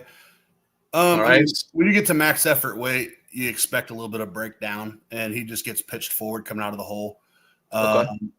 Show me that again if you can. All right, so you want that one, and then this other one right here. I don't know if you can see the pointer. That one instead, because it's probably going to look similar. Yeah, this is recent. All right, this is so he widened his stance because that's the first thing I asked him without even seeing the video. I said, I hadn't seen him squat before. I just said, well, have you thought about if your knees hurt? Have you thought about widening your stance, going lower bar, and widening your grip? So this is what it looks like with that. All right. So it's a little bit of a lower bar and wider. Yeah. So that does already look better because it's. I was going to recommend, since he gets pitched forward, maybe starting a little bit more forward, like with a lower bar placement. Okay. So he goes up to 550. I mean, I'm not seeing any crazy breakdown. I'm seeing some upper back movement during the squat. See how as he goes down, his arms still continue to move forward. That tells me that his upper back's not locked in. And then right there, he gets pitched forward. To be expected with max effort weight, though. Sure. Yeah. So, I mean, so it's like I don't want to overly break down somebody's form if it's functional. Yeah. You know, like No. I would say to start, I would start on. Normally, I like to blame people's braces, but clearly he's got an okay brace. I would say upper back. I would work on that upper back tension and really work on like locking in that upper back so it can't move. You know, once you're under load. So what would you go SSB good mornings? What would you say for upper back? I mean, it might not be a strength issue. It might be just Oh no, he's strong. But you say just like practice holding tension. I got you. Just practice the form. Like, so for me, I like to say this is Ed Cohen. He likes to say put your triceps on your lats. Okay. When you're under the bar, because then you're kind of stuck there. You can't bring your elbows forward. Gotcha. Now for us big boys, easier said. You know, we can say that because we can physically actually do that. Right. But it's the same cue regardless. Like you're trying to put your triceps on your lats when you're under the bar, and then you're just like stuck there, and then you can't. You don't really have anywhere to go. And then actively pulling the bar into you. Gotcha. Place. Yeah. All right. Good to go. So hey, if anybody else has any videos that you want Brad to comment on, this is what he does for a living. So this is actually a commercial for Brad Abbott Coaching, BA Strength, right? Yep. So and then looks like we got one more. This is a deadlift video. Colonial Barbell Club says he just tagged me in the deadlift video. So let's see if we can pull that one up here. As I said, I want to make sure we get everybody's stuff. And tell that. Oh, there it is. I see it. Before we move on to the next guy, tell that guy if he's having knee problems, tell him to message me. I don't want to advertise devices. Oh, he's right here. Yeah, tell him to message me, and I'll privately, and I'll show him this device that I use for my knee. We were talking surgery 5 years ago, and now I don't have knee pain anymore when I squat. So, just tell him to send me a message. Well, so here we go. So first of all, he says morning to Ashley. Shout out to 333 Ashley. We actually shouted you out earlier. I was talking about how because I know you know what you're talking about. I listened to what you say because we were talking about people being turned off by fitness influencers who are in too good a shape. You're in shape, but I also know that you got the knowledge to back it up. It's not like a genetic accident. So shout out to you, Ashley, and Rory says morning, Ashley, as well. Now talking about me. Oh man, Brad's got abs. Don't listen to him. All right, Rory Ellis. So this is Rory again. He's saying, do you have any advice for building back confidence in the squat after knee injury? So I think that's what's holding my squat back a bit. So Rory deadlifts in excess of 700, just to put it in perspective. So he goes to comps and he's like, okay, I'm pulling in the sevens. I'm squatting in like 5.5. Okay. So that's what he's like, what's going on here, right? He said, but he had a partial patella tendon tear about a year ago. Okay. I mean, it's one of those things where as long as you know you rehabbed it, it's just going to be mental after that. I wish I had advice for you because I tore my VMO 2 years ago, and then I retore it my very next meet that I did, the American Pro. On my second squat, I retore it. And it's been that was almost 2 years or over 2 years ago now, and I still wait for the pop every time I squat. As soon as I hit the hole, I'm waiting for something to pop, and it just doesn't, you know? Yeah. I wish I had advice. That's such a powerlifter mindset too. You're just like, yeah, it's probably gonna blow out on this one. All right, let's go. And it's like, it's like you don't avoid it. Yeah, that's cool. I wish I could tell you I had all the confidence in the world in my squat. I just don't. And once you've had an injury, some people bounce right back like it never happened, but I feel like most of us are going to have some form of a fear from that point on, and I'm that person. I squat very scared, but it keeps my technique dialed in. Hey, you know what? That's a good point. Okay. I'm being careful now, so yeah. Gotcha. All right. So Rory, I hope you heard that. Go ahead, DM, and you guys make sure you are all following. Not only subscribe to Brad on YouTube, you want to subscribe to at BA Strength on YouTube, but also you want to follow at brad.abbott.strength on Instagram, and then you can send him DMs if you're interested in coaching, and we're also going to give that information again at the end of the video. So you guys in fact, I'll leave that up right there because that way Rory you can copy that and go ahead and DM him. All right. Okay, it's back to the comments section. Shelly Green. Do you have a deadlift you wanted me to look at? Yeah. I'm just Okay. so I'm shouting out some of your fans. So Shelly Green, yeah, shout out. Appreciate you joining, getting up early and watching this. Shelly just added 100 pounds to her total in her first meet with me. Oh hey, look, that gets awesome. that gets one of these. There you go. And nice. Yes, so she says the SSB bar is one of Brad's favorites. Yep. If you have the access to it and you're one of my clients, you're using the heck out of it. That's for sure. And then so we're gonna do this one because Kevin's in Japan. I don't know how long he's gonna stay up because those kids, he's got 2 little kids, and you understand that life. Those kids will get him up early. Mm-hmm. All right. So it's late for him right now. So let's jump on it. So Kevin, Home Gym Gains YouTube channel, shout out. Y'all make sure you subscribe to that. He says, speaking of JM press, how would you cue the JM press? What mistakes do you see when people try to do it? A lot of times they're touching too high and they're turning into a skull, a skull crusher overhead, which kind of defeats the purpose because then you're loading those elbows again like a skull crusher. I like to bring the pad to like my chin. Or it depends. I've had times where I'm trying to load more weight and I'm basically close gripping it and I'm lowering it a little lower. But just find that spot where when the pads touch, it falls in the same place every time, and then just focus on keeping your elbows in and touching that same spot every time. Nice. That's about it. I mean, it's a pretty simple movement, and that's why I like it. It's kind of hard to mess it up so bad that you're not getting the benefit from it. And that's one of the reasons why I like it. It's safe. Nice. All right. Hey, shout out to, we got 1,000 of you guys watching. Please do me a favor, hit the like button, hit subscribe. We are talking to Brad Abbott from BA Strength Systems. So I want everybody, hey, look, I apologize. We have 1,037 of you guys watching. So now all of you hit the like button and hit subscribe. We got my guy, Brad Abbott from BA Strength Systems. Want to get the word out. He's putting out some good information here. Want everybody to be able to check that out. So now let's go ahead and so right now Brad's doing form checks and Colonial Barbell. We are going to show your deadlift video right now. So let's go ahead and share. Let me let's take this banner down real quick so I can clear up my screen a little bit. All right. All right, there we go. All right, so this is it. All right, so is this a deficit? It looks like a deficit. Yeah, he's about to stand on the plate. Okay, all right. It won't be altered terribly. Just gotta drive.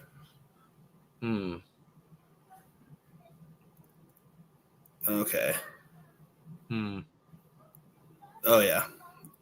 I mean, once he got going, it didn't look too bad. Yeah. It was worrying me a little bit. Dude, that's the first thing I was thinking. I was like, I don't like how he addressed the bar. Like, it didn't look like he kind of like got ready to work. But okay. Once he got going, it's looking okay. I mean, it's a deficit, so you're going to get a little bit more leg drive into it. There we go. That rep was the best one. Man, I would start with focusing on that lower back posture and more of a hinge and less of a bend, if that makes sense. You're not really hinging your hips back at all. You're more bending over to the bar instead of hinging down to the bar. Right. I just start there. I'd start with practicing hinges. I like to, so you spend a lot of time down at the bar too before you started actually lifting it. Right. I like to take my brace at the top because it locks you into that neutral, spine. And so that way you brace and then you hinge because then you can't really fold if you're braced properly. Hinge down to the bar, get the bar and go. Less wasted energy too, because the more you're folded over, at a certain point in time, I mean, you can talk to all the kinesiology professionals about what they believe the reflex time is, but I've heard anywhere from 3 to 8 seconds. If you're folded, you lose that natural stretch reflex. Right. So you want to spend less time down at the bar, less wasted energy, a better brace if you brace at the top. I could pick all day. I'm not gonna. Let's just start with practicing hinges. Nice. So he says, "Can I send another one?" That's up to. He says, "Hey, send, like they say, send it." All right. And Rory said, "Low bar does feel very uncomfortable for me, so that makes a lot of sense. The lower the bar, the less tight I feel in my upper back."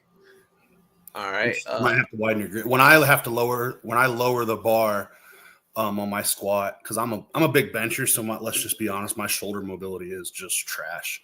That's why if you see me squat, my hands are almost to the collars. Yeah. I have to widen my grip a little bit when I squat lower bar, but my low bar is like that much lower than my high bar. It's barely noticeable.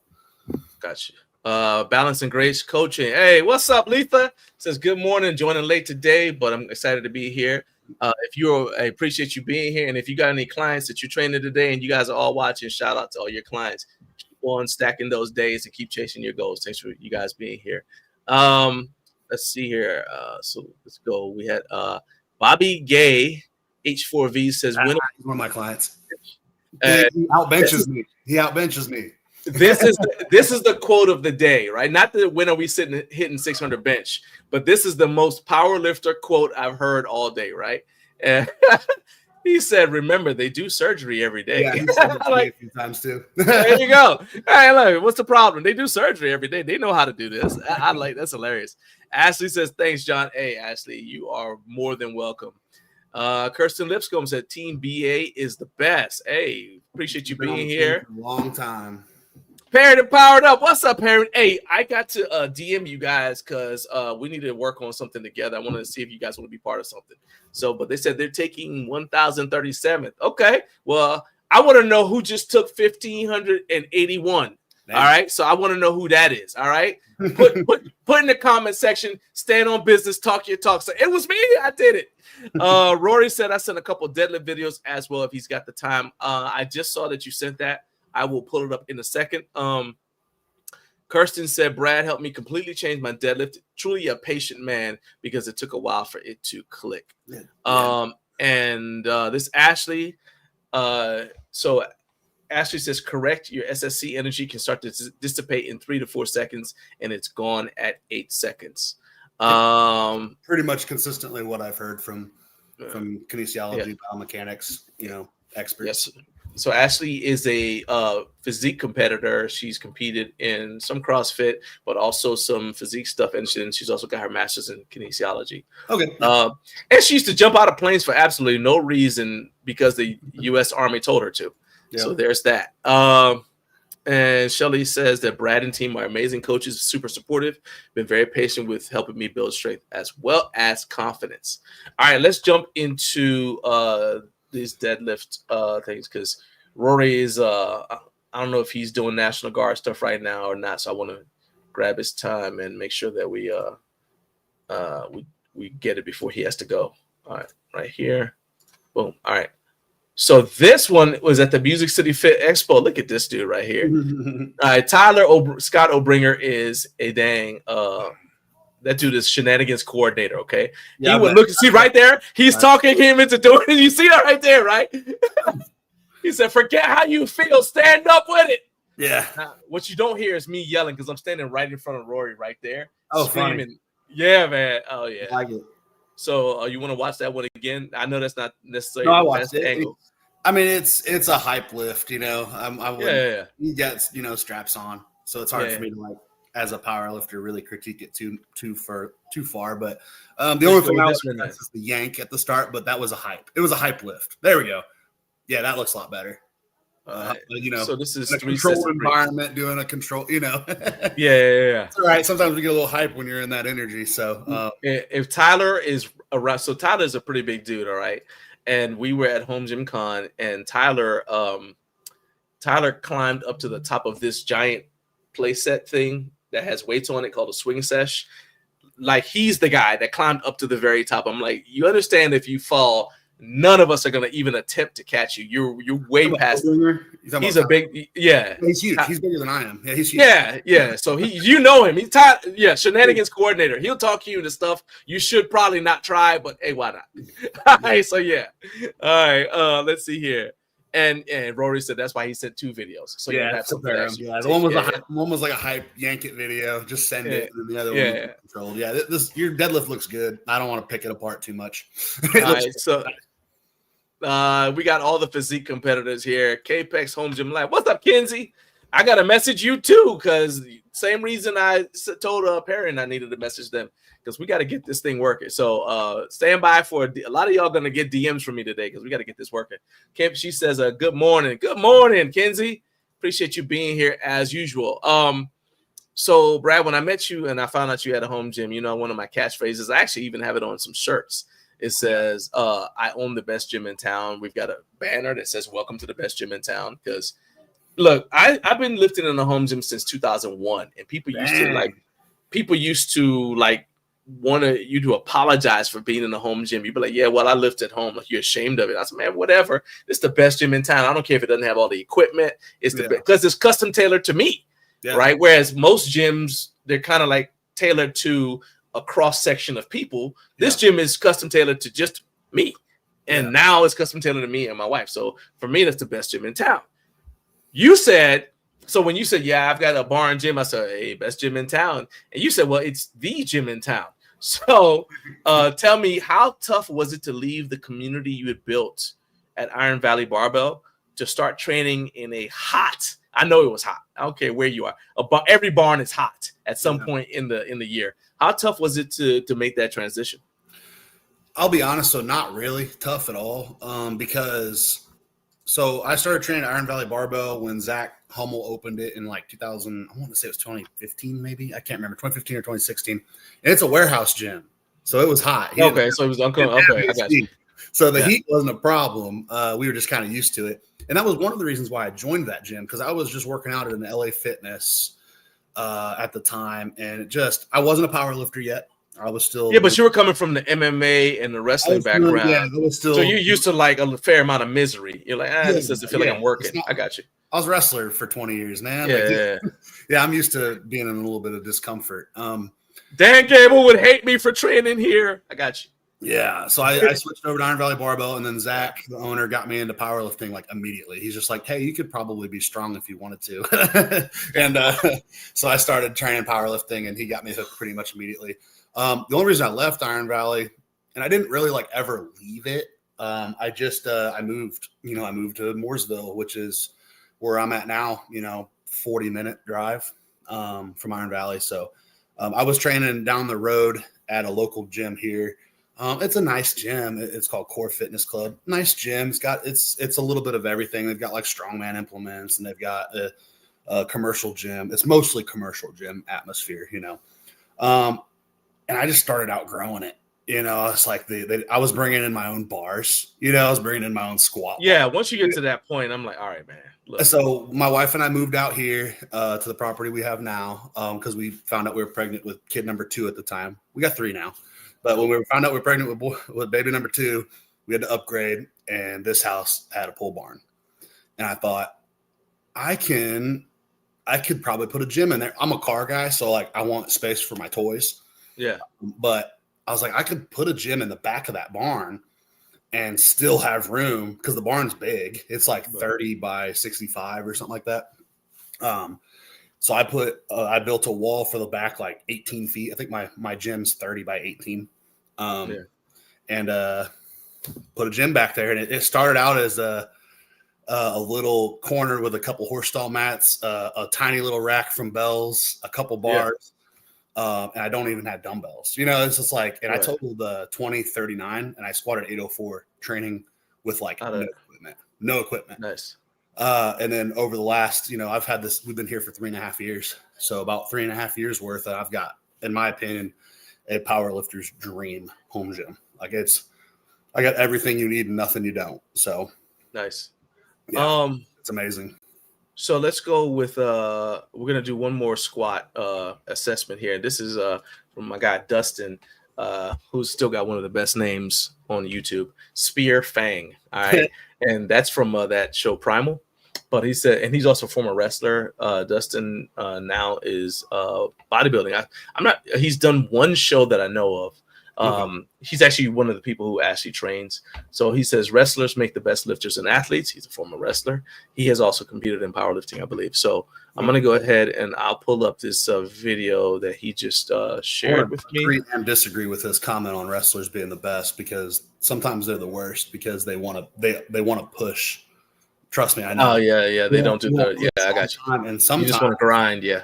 strength wise, not always the best idea. Sometimes you want to be a little fresh. Yeah. To be able to recover properly before the next session. When you're always ran into the ground, eventually the progress stops. So, 100%. All right, so this is Dustin. This is a 650 squat. Big squat. This is from the 25th. Okay. So not long ago. Yeah. And you say he's mostly a bodybuilder too, right? So yeah, bro, that was good. Yeah, he's like, I know this is not the best angle, but yeah. I will say Dustin hits depth for critiquing, but having said that, I don't really got anything for it. I'll watch it again, but if you wanted me to absolutely just pick at it, man, that's a good squat. I was about to say, like, there's no collapse. He looks like he stays up. Everything stays the same. Posture doesn't break. Yeah. A little shaky on the way down, but I do that too. Like it's heavy, you know. The one thing I would say is fewer steps on the walkout. If I had to just pick at it, makes sense. Fewer steps on the walkout. That's it. Just to less energy and less steps. Yeah, I remember Steve was like, "You want to walk? Go to the park." Yeah, he said, "If you want to go for a walk, go to the park with your dog." You don't need that. I do 2 steps on my walkout, and with you do like step, and kind of like step, like shimmy my feet and go. Yeah, I got you.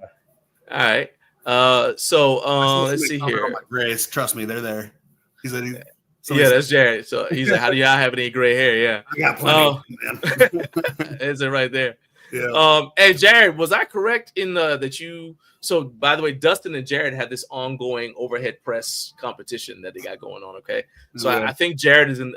Dustin's in the lead right now with the biggest standing overhead press. Okay, but they're putting up some serious weight. So, Jared and Dustin, both of y'all put what your overhead press maxes are. Just put them in the chat so I can pull them up. I just want to tell Brad what you guys are doing. Anything over what are you doing with your life? All right. So Jared wants to know if you train people in your barn or is it just you using it? It's mostly just me and my wife. But I do if clients are local, which is kind of rare these days. Most of my clients are spread out across the country. I tell them if they want, one-on-one session, they just got to come to me. So I've had plenty. I've got, I've probably had a dozen or so over the last couple of years come out here and train. Gotcha. And it's nice because you can accomplish a lot one-on-one, a lot more than back and forth on the internet. So, because you can just tell them what you want to say. Or like Steve used to like to put his hand on you and say, okay, so feel right here with you, or like, whatever. Like he gave you what I forgot what kinesthetic feedback. Yeah. All right. Oh boy, here we go. He just said he's got bells of steel equipment. All right. He said, so they're talking about, they have this thing called the 5/8 Society. Yeah. Yeah. Okay. So all right. And it holds just fine. I've squatted 7. I think I've had in the high 7s on my squat rack. It doesn't. All right. So I was like, it doesn't matter, but they're like the 5/8 Society is the best in the world. It's. I'm like, okay, great. Oh, here you go. I'm trying to say, I'm just glad you got something you like to trade on, man. In fact, let's go ahead and let's talk about the Bells of Steel thing, because I know you said that you got the stuff from Bells, but how'd you start working with them? Like, did they reach? I did a meet there. Oh, it was like right when we bought our new house. I did a meet there at Andrew and Kat's gym. Okay, they're local. They're West Indy, so they're local to us, and I've had clients compete there numerous times over the years. You just know what you're going to get when you do one of their meets. It's the same meet every time. It's consistent. Warm up room is a gym. So it's like it's a nice gym. And I did a meet there, and was just like, I had just bought our new house, and I was like, I think I'm ready to start training at a home gym. I don't I was driving to Iron Valley Barbell for bench days because the benches at core sucked. And I was doing, every once in a while I was squatting at West Indy so I could use a monolift. And I was just like, I'm tired of driving. Baby number 2's baby number 2, I think, was almost there. No, yeah, he was coming close. I was like, I got to be home more, man. I can't be driving around to work out. And they were just like, hey, we'll hook you up. and they got me. I hate saying the price because people will be like, man, they don't cut me those kind of deals. But I got a rack, a power bar, like five sets, so 10 45-pound plates, so 35s, 25s, and then all the change plates, a tower, a plate tower, some attachments like a dip attachment, cable attachment, stuff like that for the rack, and it was like $1,000 because they just they put it together out of their scratch and dent.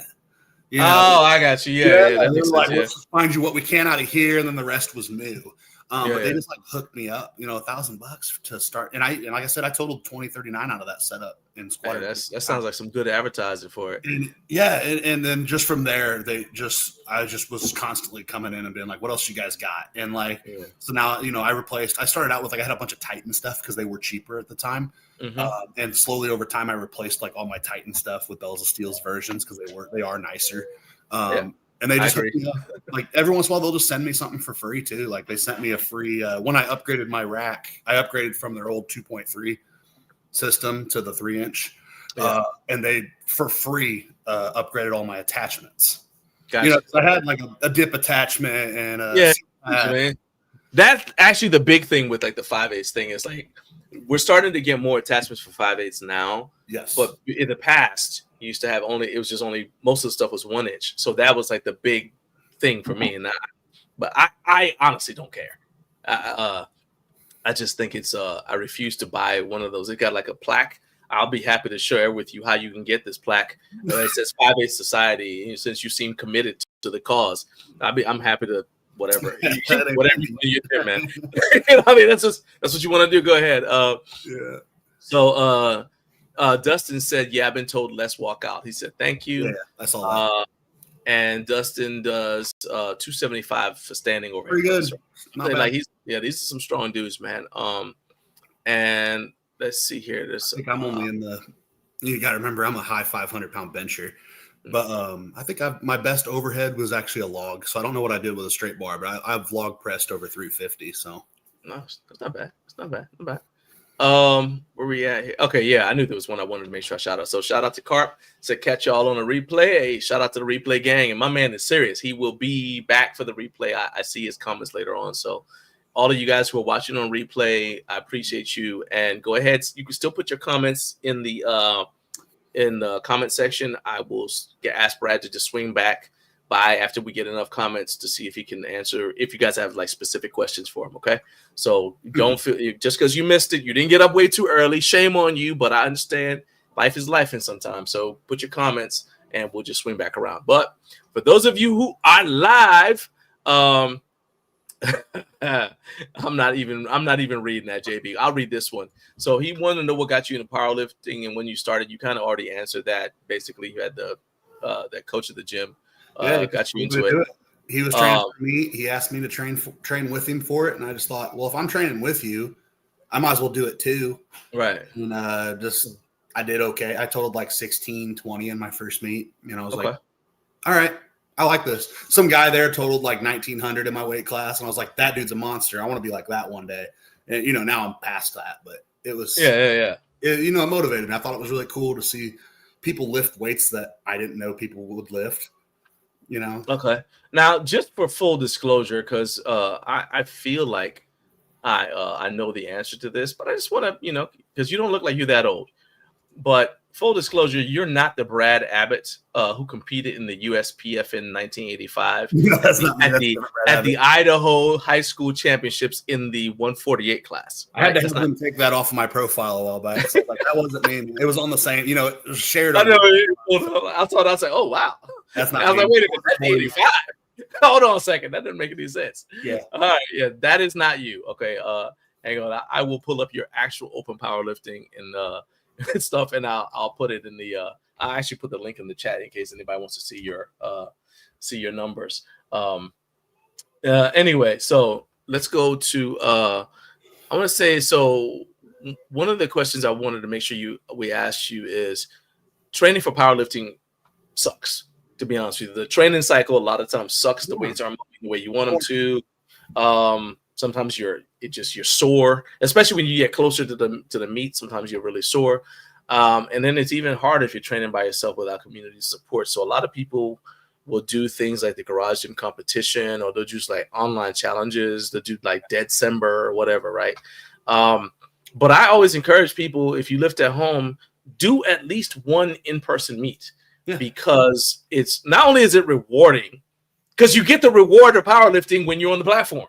Yeah. And I'm like, that's when the rush hits you. You're like, oh, and they're like the iron bug kind of, it's like, oh, now the bug just bit me, right? You're going to get that.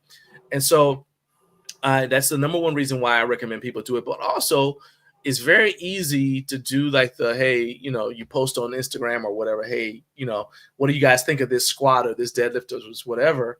And I think it's better for you in the long run from a development standpoint to go somewhere and let 3 qualified strangers judge your squat, your bench, your deadlift, and you can get feedback. I mean, they're not going to coach you on the platform, but you can get feedback. Like, like let's say you get a red light, you just say, hey, what'd you red light? They might say, well, your depth, right? Yeah. Okay, well, now forever. Now hey, I need to go back home. I need to work on getting lower, right? Which is going to be better for you in terms of your glute hamstring development, even if you don't care about powerlifting, right?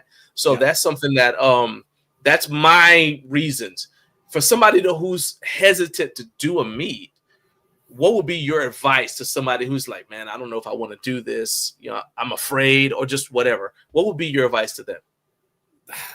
You're not gonna like it, but just do it. Just do the meet, man. Because you might find out it's not for you. You might be like, I didn't enjoy that at all.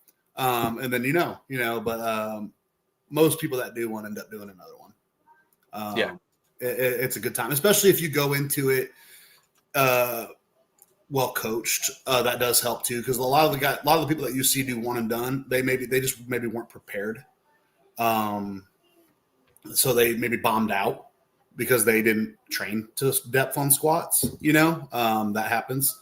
What was I gonna say? But yeah, just do it. It's fun. I mean, there's a fear. What I'm saying with the fear factor is people are like, it's kind of like the public speaking thing. People don't want to, like, they're more afraid of speaking in public than getting shot. I saw that somewhere. I was like, I don't particularly, I mean, I'd rather stand in front of a lot of people than get shot one time. I don't want to do that. So, but I understand it's like the first time you go to a meet, you're like, man, I don't know. I'm going to be in front of people. First of all, nobody's going to laugh. Usually you get over it quick. Especially it doesn't matter what you do. It doesn't matter what happens. I've seen some crazy stuff happen at meets. Nobody's going to laugh at you. Nobody cares. Yeah. Especially since most of the people that are at a meet have been there. It's not like meet most of the time. So, a lot of times too, you get out under that bar and trust me, you don't notice the crowd. You don't. Yeah, you don't. You're hitting max effort weight, man. You're thinking about nothing but the weight you're about to hit, and you're listening for maybe your coach or the head judge. Yeah. Hopefully you're hearing the commands, and even if it's your first meet, half the time you won't hear those commands, and I know you won't because you'll jump the commands. Yes. You know what I mean? So don't even worry about it. Just do it. But that's where being well coached going into your meet. That's why I always tell people, like, if you're thinking about doing a meet, just do it. Just sign up for it. But I also recommend hiring a coach. That way they can cover the basics with you on what a powerlifting meet is. Right. Or maybe they'll even be there, at your meet. So, because I try to go to all my clients' meets, I have a rule where if I'm traveling more than one state, you're helping pay for my trip. There you go. Yeah. I'll cross one state line for free, and as long as I know in advance where you're competing, I'm gonna try to be there. But it just do it, man. It's fun. Even my athletes that sign up with me, I call them all athletes. My clients that aren't powerlifters, I still encourage them to do meets because it's once that date's on the calendar, your training intensity goes up. Right. Because you become more motivated. You don't want to make a fool of yourself on the platform. So your intensity goes up, your commitment goes up. You start to dial in those little things like your diet. You maybe go to bed at 10 instead of 11 because you want a little extra sleep to recover. Yeah. Just you start to dial in the little details, and that's when extra progress gets made. So I really encourage even my non-powerlifter clients to compete every once in a while. Let's see. We got Dustin wants to know, Brad, who's your biggest influence or the person you look up to in strength sports or fitness in general? Ooh. That's a good one. Man, that's hard because I compete with a lot of really strong dudes, and I talk with a lot of really strong dudes on a regular basis. My man, that's all hard. right. I'm gonna throw some names out to you, right? And I'm gonna just say, the thing is, I'm not gonna say yes to any of those names. okay. All right, I don't follow people. Like I just don't. I don't follow people. Constantine Constantinovs. I know who he is, but it doesn't do anything for me because I've never met him. Well, he's dead, so you're unlikely to. But the guy, the guy with the it's like this is my belt. Yeah. And the reason I picked him is because of the conversation we were talking about belts. Yeah, how you believe in bracing to the belt. So like that's somebody I'm just like, when everybody else has a belt on, that's kind of like when I look at people who like in a way kind of change the world. And to a certain extent, he kind of changed people's attitudes about lifting because you see think about it. When he was competing, this is like he's coming out of a time based upon when he started, when you used to see people in the gym wearing a belt to do curls. I'm not even talking about strict curling. I'm talking about they're sitting down just doing curls. They're sitting down. First of all, they're sitting down doing curls because they saw bodybuilders wearing belts in magazines. Yeah. And this guy's like, what? And then he's like coming out there deadlifting crazy weight. Like, nah, this is with no belt. Like, yeah, this is my belt, showing his abs. Right. Yeah. So to me, that's in somebody who had the courage of conviction and also to kind of like walk a little bit of the road less traveled. So that's kind of somebody I like. He knows how to brace, so he didn't need a brace. I like that. I would say so. I had a minute to think about that. Now so Zach Hummel, my first coach. I talked with him. He married my wife and I. He was our So he has a big influence in my life now. I talk with him probably once every couple of weeks, still on the phone. If he told me to do something right now, I'd probably still do it. Even though he's been out of powerlifting for a while. The first big powerlifter I ever followed and was like, I like this dude. I don't agree with a lot of the ways he did things he did, but Brandon Allen, I just love big Brandon Allen, man, back when he was all juiced up, and he was just fun to watch, man. And then I got a friend, Rob. He owns a gym in Cincinnati called Raw Performance Labs. He was one of the first guys that came into Iron Valley Barbell who was about my size, but he was so much stronger than me. And we trained like very similarly at the time. And I was just like, all right, how do I catch him? And so for all these years, I've been kind of chasing him, and he's always been a step ahead of me. Nice. But, we're still. That's good to have, though. That's good to have somebody you like. Somebody's always just a little bit out of reach. Yeah, that's cool. And neither of us. What sucks is we've competed. We're going to share the platform again in February or in March, but he just got hurt. And we competed against each other last year at PLU Nats. I got hurt. So it's like we haven't gone head to head healthy. Right. But if I'm being honest, he has an edge on me. I got you. If we're both healthy, I don't see myself ever beating him. But it's fun, so I look up to him in that aspect too, because he's just always been a step ahead of me. So nice. All right. So I think I know the answer to this, but because you train conjugate, but this still be a good one. So Rory wants to know, how important is variation to you when training for powerlifting? He said, when I was actively competing, I found the same 3 lifts to get boring, so I switched to strongman. What are your thoughts? And by the way, Rory has a 285-pound overhead press, which is good. I like variations. I'm a conjugate lifter, so I like to cycle through variations. I'll run like an SSB squat for 6 weeks. And then switch to high bar for 6 weeks, or front squats, or and it just keeps it fresh. It also identifies weaknesses. So like for most people in general, SSB squats are beneficial because it does typically tend to pitch you forward. So it puts more stress on your posterior chain, which then in turn helps your deadlift. So I'm a big believer in the SSB squat. I like variations. It also just kind of keeps it fresh. It's like, okay, I got 6 weeks to push my SSB squat, and then we're going to switch to high bar, and or high bar pauses, and I'm going to do 6 weeks to push that. It just kind of keeps it a little bit fresh. It's still boring. It's still boring. That never goes away, but it's, are you committed to the process more so than this is fun? But again, that goes back to the payoff is on the platform. Cool. The payoff is not in the training. When you have a date on the calendar, you typically don't really care how boring your workouts are because you're motivated. Yeah, exactly. So because I think it's a good story. Tell the audience the arch nemesis story you told me when we were at the Shaq Showdown. Yeah, so I went to. It was kind of funny because I had was going to go to Arnold. I had clients competing that weekend, but the day it was like Friday. I was supposed to be at the Bells of Steel booth, just kind of being a presence there to help, with people coming by, ask questions about the equipment. Since I'm kind of like a accidental expert on their equipment, since my gym is 95% Bells of Steel. And something came up. I think one of my kids was sick or something, and so I ended up staying home that day instead. And I went to the Arnold the next day because I had clients competing. And they grabbed me and they were like, "Hey, do you want to bench in the booth and just show off the rack and the arch nemesis bar?" And I was like, "Sure." I was like, "I'm not ready." I benched yesterday. I ended up doing my bench workout the day before. I think I benched like 500 through bands, so like a heavy bench. Nice. And I was like, well, "I'll do it. I just can't make any promises." And I get on the rack, and I've got, some of my clients were there, like Derek, one of my assistant coaches.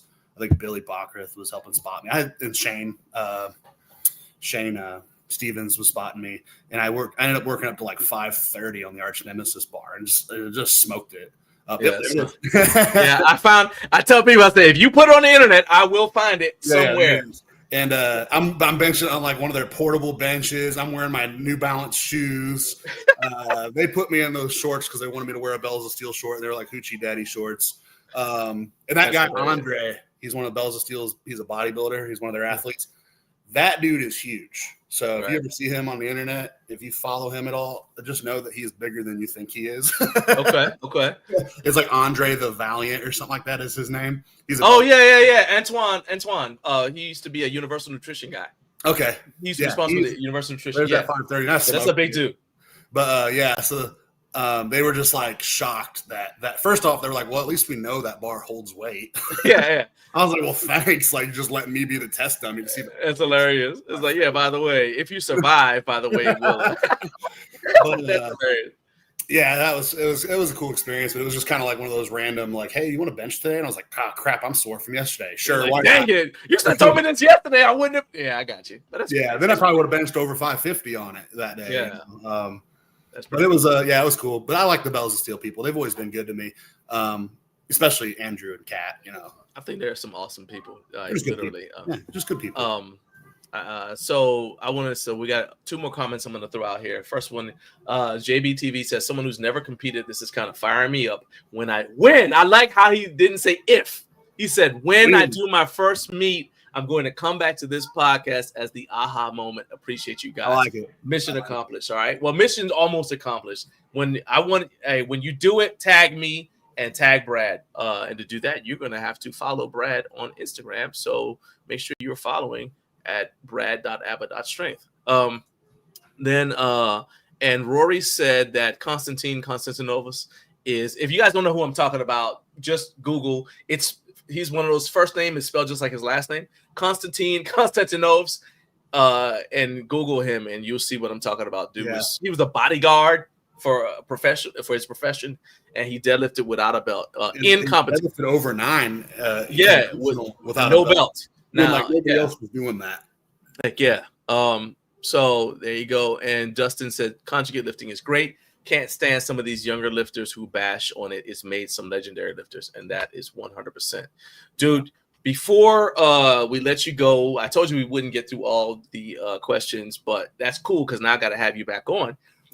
We got 2,247 people who just got to hear you, and I want all of them to know how to get in touch with you if they want to get coaching, I don't know if they want to buy a shirt or something, if they just want to watch some cool YouTube videos.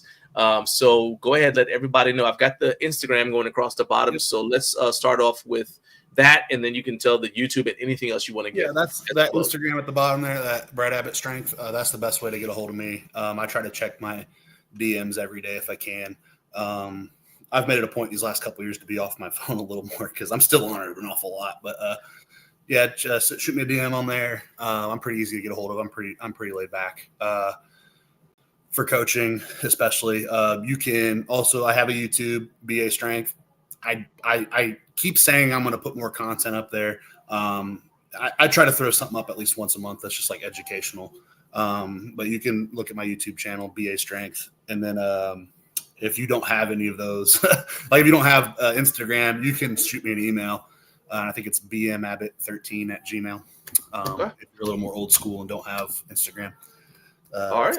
So cool. Good deal, man. And I'll put your email in the links in the description so that, even the replay gang can grab that. But man, I appreciate you coming on here. It was a lot of fun, and I definitely got to have you come back on, man. This was awesome. Appreciate you. Yeah, of course, man. Let me know. All right. I will. You take it easy, man. All right. You tell your wife we said thank you. All right. Yeah, kids never can. I thought for sure at some point that one of them was going to be climbing up here, wondering what I'm doing. Nope. Which would have been all right. That's cool. All right, man. All right, man. Peace out. Later, Brad. All right, later. All right. So that was my guy, Brad Abbott. And he is the coach over at BA Strength. If you guys want to get ridiculously strong from somebody who understands the conditions that you train in, because he's got a home gym as well, you need to hit up BA Strength. Actually, let's do it the easy way. Hit him up on Instagram.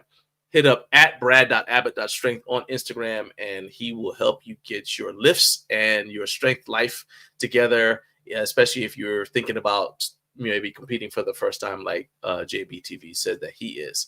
All right. Shout out to the Mountain Time Zone. It is now 8:02. If you just joined the show, we just wrapped up a great interview with professional powerlifter and strength coach Brad Abbott. My next guest is Kyle Blanford from the HypertroFit YouTube channel. So I first discovered Kyle when his video review of the Titan Fitness Quick Slide J-Hooks popped up on my feed. So I had heard about them, but I hadn't seen anybody do a review on them. So I went ahead and I watched the video. It was interesting. I liked the way he presented the information and how he addressed what was an issue that Titan Fitness needed to address. So I like how he did that.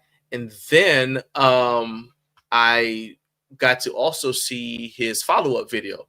So because of that, and because I'm just always on the lookout for, content creators who might make in our space, who might make interesting guests for the show, I dug a little deeper and I went ahead and I reached out to him. After I reached out, Kyle let me check out an early version of his new Home Gym Builder app. And so with all that, these are all some of the reasons why I'm super excited to have him on the show today. So Kyle, welcome, and thank you for getting up way too early. How are you? I'm good.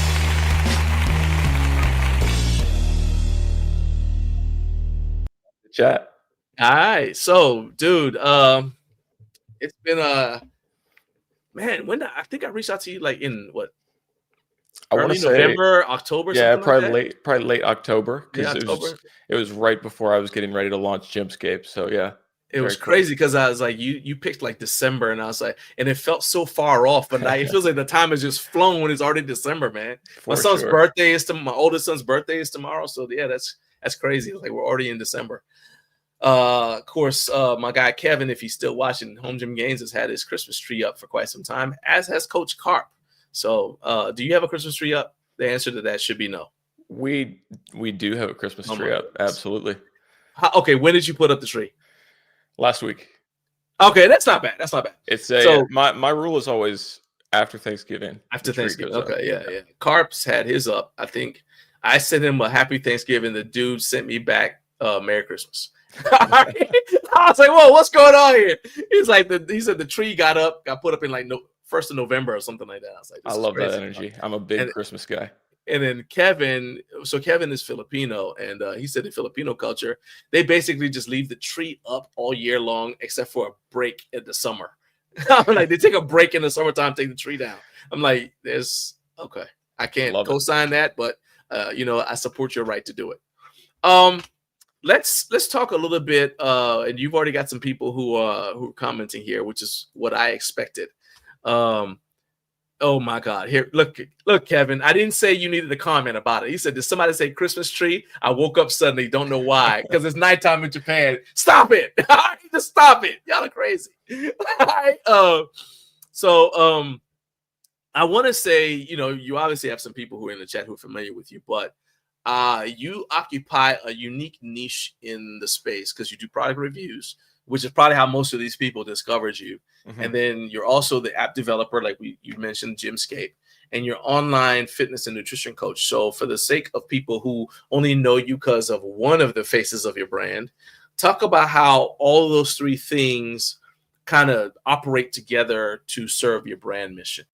Yeah, so I already see the comment from JB in here. So I actually used to train him in person about a decade ago. Oh, wow. So I started as a personal trainer, and then got into the online coaching space back in 2017 when I started HypertroFit. And that is pretty much the space that I occupied for the next 5-6 years. It wasn't until the pandemic hit that I got into a home gym, and that was out of necessity. So I went from training in a kind of boutique trainer's gym, and then that closed. So I ended up picking up some equipment off of Amazon, like literally right before the gyms shut down in Ohio. And that started with just some power blocks and a Marcy bench and maybe one other thing. And then just started building it out over the course of that year. And then I had actually really thought about getting into starting to review that equipment in that 2020, 2021 timeframe.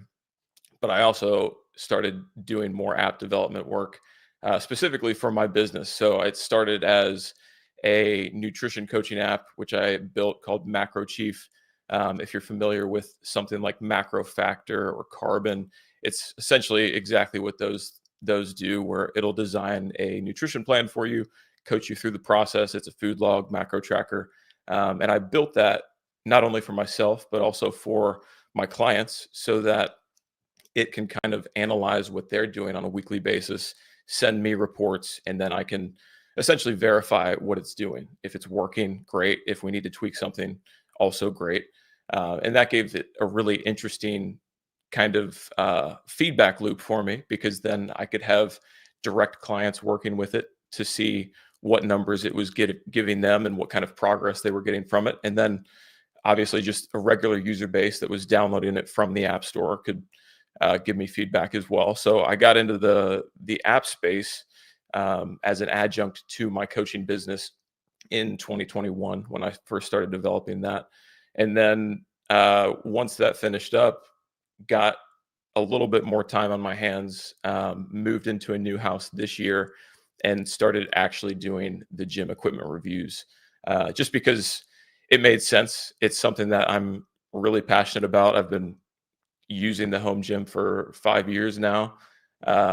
Love looking at all the newest equipment coming out, and I had a lot of it, and it just kind of made sense of like, why don't I just start talking about this too? Because this is something that I really enjoy, and that's kind of how it's all come together. I built Scape this year as something that I specifically wanted to have, because as I was planning more and more equipment to come into the space, it was challenging to figure out, all right, where do I want to fit this stuff?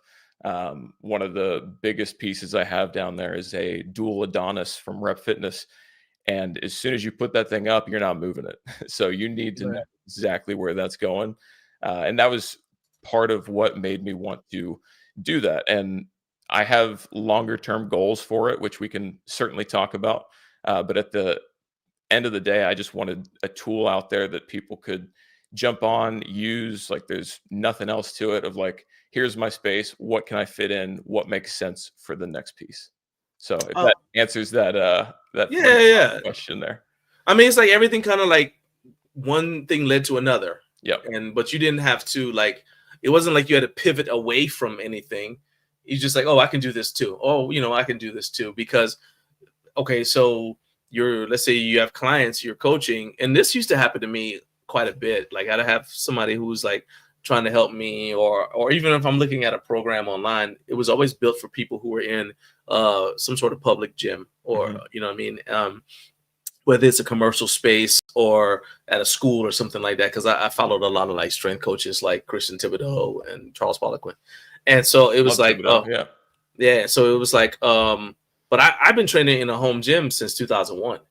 So a lot of the exercise they would say do, I'm like, well, I don't have that. So now I got to figure out some sort of solution. So the fact that you are in the home gym space, you've got the home gym builder, is like, now you can tell your clients, okay, well, this is the stuff, clients always ask you, like, well, what should I get? What do I need? And that kind of stuff. Now you can actually give them some tangible things they can put their hands on to help them build a space that'll help them do the workouts that you're programming for them. So I think it makes perfect sense to me. Well, that was something that it was always kind of a question that would pop up too, of like, because I train tons of clients that work out at home, and I would get questions all the time about various pieces of equipment. Another layer to the equipment interest is in college, I was fortunate enough that we had a weightlifting club.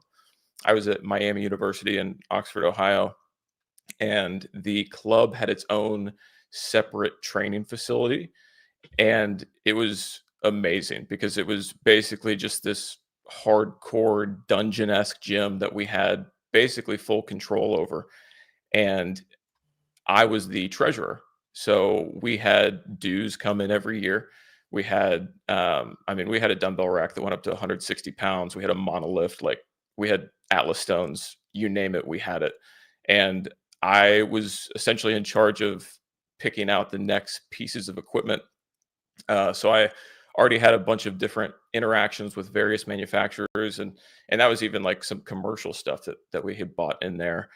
So that all kind of led into this as well. But then training clients, people would be asking me, well, I'm working out from home. Like I've got some dumbbells. What should I do next?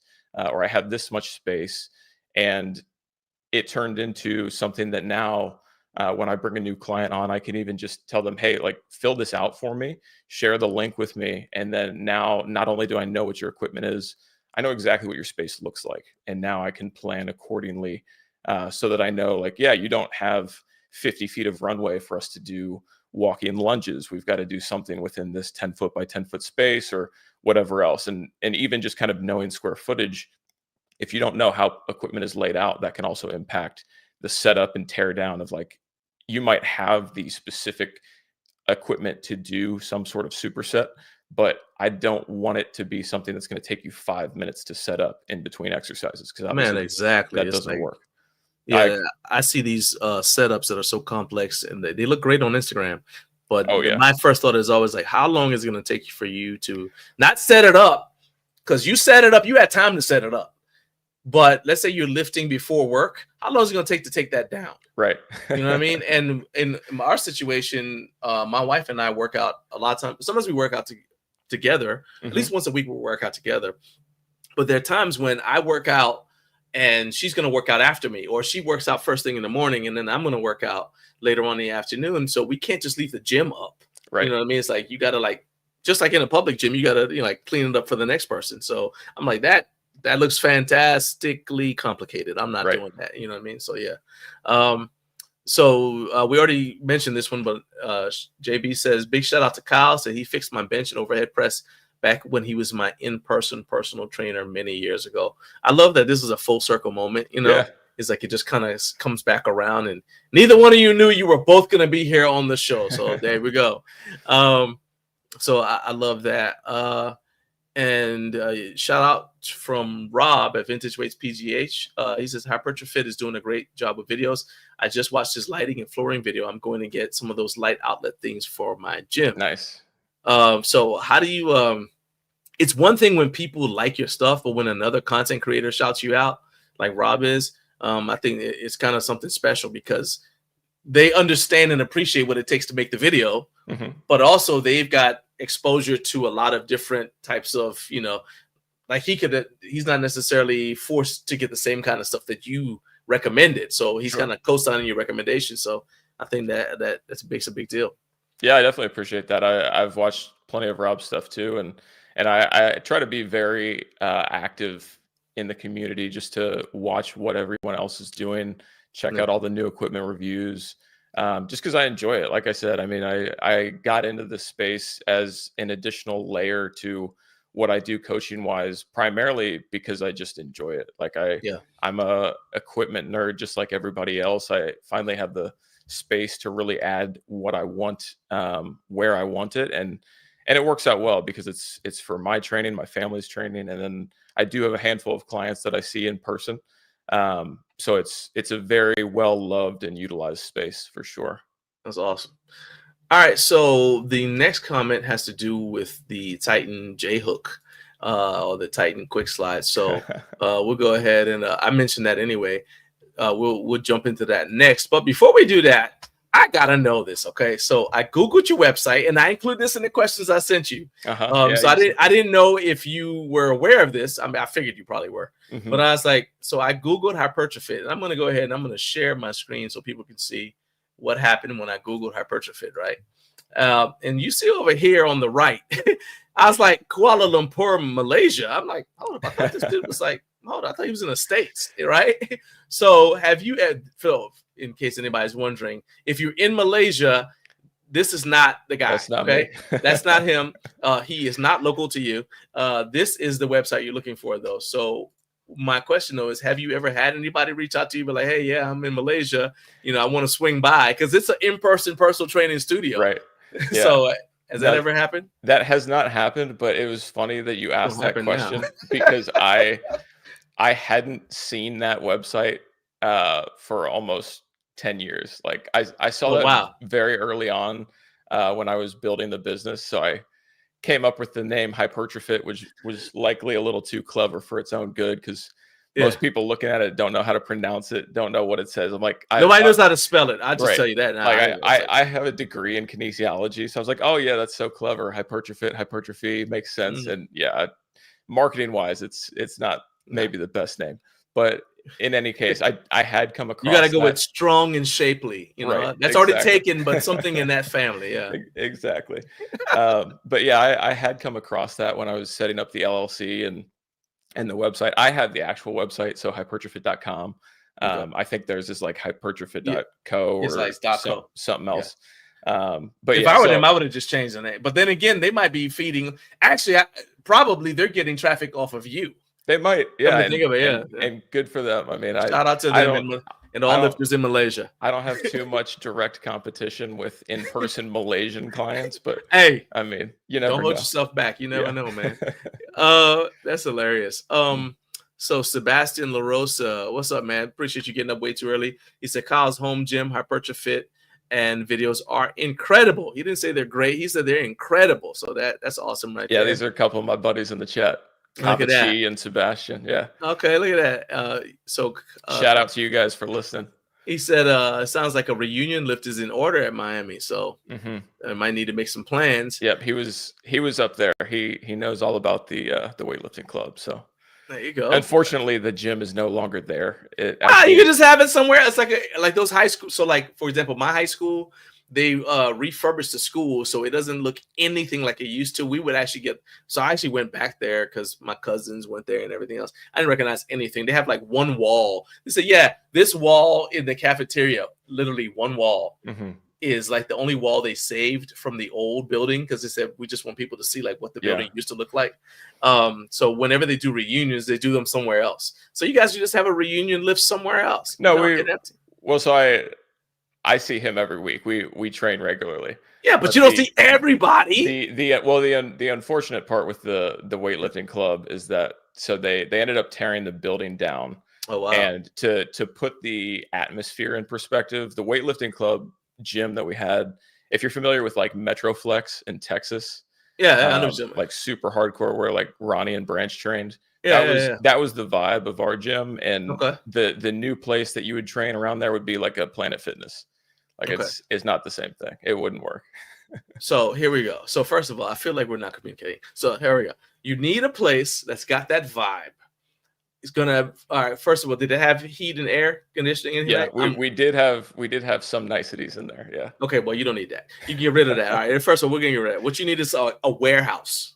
Right. You have a warehouse. So basically, find like some CrossFit and just go there, and y'all can have your reunion lift. Or even better, somebody's like garage out in the middle of nowhere, or barn out in the middle of nowhere. Y'all just get together. The only people who are there because they're part of it. You can make it this big reunion, and make signs and shirts and everything. But like one of those like when the band does like you get those old band concert shirts or whatever. I feel that there'd be big things. Y'all can do this. It See, can happen. I believe Kava Shikava. You see, I'm working for you. All right, I'm working for you. Nick Dilio Life says props to Kyle. He's been putting out some great stuff. I probably said your name incorrectly, so if I did, I'm sorry. Is it Dilio or Dilio? I'm not sure, but I do know Nick's videos. Nick's got a great channel too, so Awesome. I appreciate that. He's actually the guy that I first watched his video on the Temple of Gains multi-flight. Oh, sweet. Okay. That was the reason I ended up picking it up, and it's a fabulous machine for the square footage it takes up. It's my favorite lateral raise. It's my favorite low pec fly. He has a fair amount of videos on Tempo of Gains stuff, and he's actually the first person I saw do a Tempo of Gains video. Yeah, as well. Okay. We got the British have arrived. He said, "Good morning, USA." What's up, Matt? Appreciate you being here. I know you're a little late, but I understand you were wrestling deer or so, and that's not an exaggeration. He might have been wrestling a deer. He might because he works out in the woods out there for his job, and then but it's like I think lunchtime now, so he gets to take his break. And I always appreciate having you with us, man. So let's talk about your background a little bit, because I mentioned that you're a coach, but you specialize in helping people with pectus excavatum. Yep. Pectus excavatum, right? Or basically a caved in chest. And you actually had to have surgery. So like some people might say, oh, well, it's like, think about it, like it's funny, but you actually had to have surgery because your sternum was putting pressure on your heart. So first of all, I'm glad you came through that and you're okay. But it made me think, it's like, I remember when I was doing personal training, it's like, it's standard to say, consult your doctor before you begin this or any other strenuous exercise program or some variation of that, right? But in your case, if somebody's coming to you for that, do you feel like a little bit of extra pressure? Like, hey, man, when you're doing the initial consult, to be like, hey, look, like seriously, talk to your doctor first, because you don't know what else might be going on. Totally. Yeah. So that's one of those where it's a very wide ranging condition in terms of severity. So, and this isn't the only type of client that I work with, but I do have this specialty so pectus excavatum, caved in chest, the measurement is done via a CT scan or an MRI, where they look at the ratio of the width of the chest cavity to the depth of it. So from side to side within the cavity, and then the back of the sternum to the front of the spine. And that ratio determines the severity of the condition. So if you get a ratio of 4.0, that's where it becomes severe. So if you can imagine, say, like if we put some numbers to it, 20-inch width and a 5-inch depth, 20 divided by 5, that's a 4.0. That's essentially what I had. And at that point, you would want to go in for testing. They'll monitor various vitals. For me, it was pressuring the right ventricle of my heart. For a lot of people, it can also impact the lungs, ability to breathe. And while mine was classified as severe, it was on the lower end of severe. So I've seen people that were twice as bad, 4 times, 10 times as bad as me. Like there are literally some people that are born with maybe an inch between the back of their sternum and the front of their spine. So in those cases, surgery is absolutely a requirement. So when people come to me, the first thing that I figure out relative to that is, well, have you actually had this measured? Or are we just talking about visuals? Because a lot of times it will be, there's not hard statistics on it, but it typically, I think the common saying is that it occurs in about 1 in 400 people, and it's about 75% male for whatever reason. So there's still a lot unknown about the condition and why it comes about. But so what I end up getting a lot is younger guys, anywhere from 10 to 15, 16 years old, because that also tends to be the best age to undergo surgery. It's easiest to recover from. The surgery itself, the most typical version. Sounds crazy. You like putting metal bars in your chest. So it's the NUS procedure is putting 2 bars under the sternum and then flipping them. So they're kind of like upside down U's as they go in, and then they flip them over, and it immediately fixes the chest wall. But as you can imagine, it's a very intense recovery. So 3 months minimum of no working out, no lifting. Some of those restrictions do start to lax a little bit towards the end of that 3-month period. It's surgeons sign Like off. you can't even squat. Required. You can't. Well, you can do like, so you can do some body weight stuff. So I do have a full program built around the entirety of the operation. So if you know ahead of time you're going into this, I actually have a program I wrote it 8 years ago, but I think it has 15 months of coaching. So it's like 3 months pre-op, and then it's a whole year post-op of what you can do. And so it's a very intense thing, but there are multiple types of people that come to me. Okay. So there are guys that have just a sunken chest from a visual standpoint, but no medical impairment, and it's just a visual thing. So there's nothing we can do to fix the deformity per se, but we can do things to improve it visually. We can improve posture. We can strengthen the upper back. There's a number of training principles that I always follow along with, like 2-to-1 pull to push ratios to make sure that we're building the upper back, because most guys come in that don't really have an understanding of training. They're just doing, like, I'm doing 100, 200 push-ups every day. Yeah. What's wrong? My chest caved in. Yeah, because you're doing 100, 200 push-ups a day. You're so rounded forward that you're never going to fix that anyways. Not to say that we're not going to build your pecs up, but it's understanding the balance there. So I have those. You're guys. like the poster child for kyphosis. Exactly. Yeah. So I have those guys coming to me, and there's not really a difference in how we need to train or a medical thing that we need to adhere to. But then there are also plenty of people that are coming either post-op, they just had the surgery, or they're preparing for the surgery.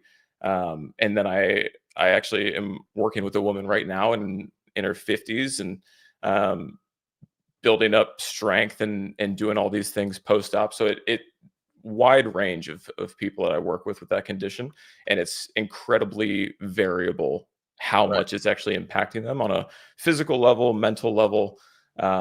So there's of course. A lot to it. There's a lot to it. Like I said, people would think that it's funny, and it's actually it can be a potentially serious medical condition. Sure. Like you were saying, like your sternum is pressing on your heart. That's not That's not cool. You know what I mean? That's not the way to live. So and so let's see here. So moving along, though, I mentioned your reviews. We had, a couple of people mention your reviews in the chat. I said I first discovered you through your review of the Titan Fitness Quick Slide J hooks, right? Then I watched the follow-up video where infamous. Well, hey, look, what's cool about it though is, and as much as I've said negative about Titan Fitness, I will say that when people reach out to them and say, hey, this is a problem, they are usually really good about addressing the problem, right? And that happened in your case. So talk, for the sake of people who haven't seen the video, but without ruining the video, so they still got to go watch it. Talk a little bit about, like, what'd you find and what did they do to address the situation? Yeah, so the whole thing was wild, because I didn't get a chance to go to Home Gym Con this year.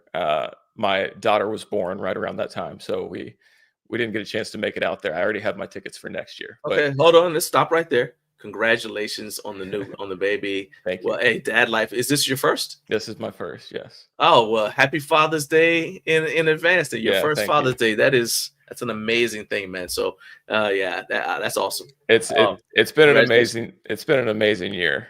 But so I got to watch all the recaps of Home Gym Con, and one of my immediate favorite pieces was the Quick Slide J hooks. I've had a Titan X3 rack since I started the gym in 2020. I've loved it. I've had absolutely no complaints with it. It's rock solid. And this looked like an awesome solution because I love the roller J hooks, but it's a pain to adjust and screw in from the back to lock them in. And especially because I'm changing the heights for me, for my clients, for people that I'm working with, whatever. And so the ability to have roller J hooks that just slid up and down the rack to new heights. As soon as I saw it, I was like, this is perfect. Yeah. Right. And I got them in. Literally the second that they were available for purchase, I bought them. Right. Didn't think twice about it, got them in, and it immediately, as you can see in the video there, just scratched the rack up on all four sides. There was no UHMW, no protection on the inside. And it was so disappointing because of how good they are. Like, they are genuinely one of the coolest products I've seen. They feel incredibly premium. They're super solid, super smooth. Like, they are such a good product, but they have no protection on the inside. And it was mind-blowing to me because I have 3 other sets of Titan J-hooks. They all have UHMW.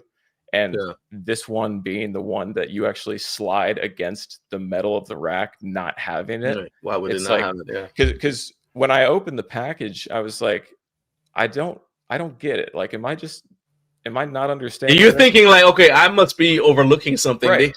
It's got to work. They wouldn't have sent this to me if it didn't. Because the center pillar that you rack the bar against is not metal. It's some composite material. So I was like, maybe this just works. I don't know. Let's try it. And it doesn't. It does not.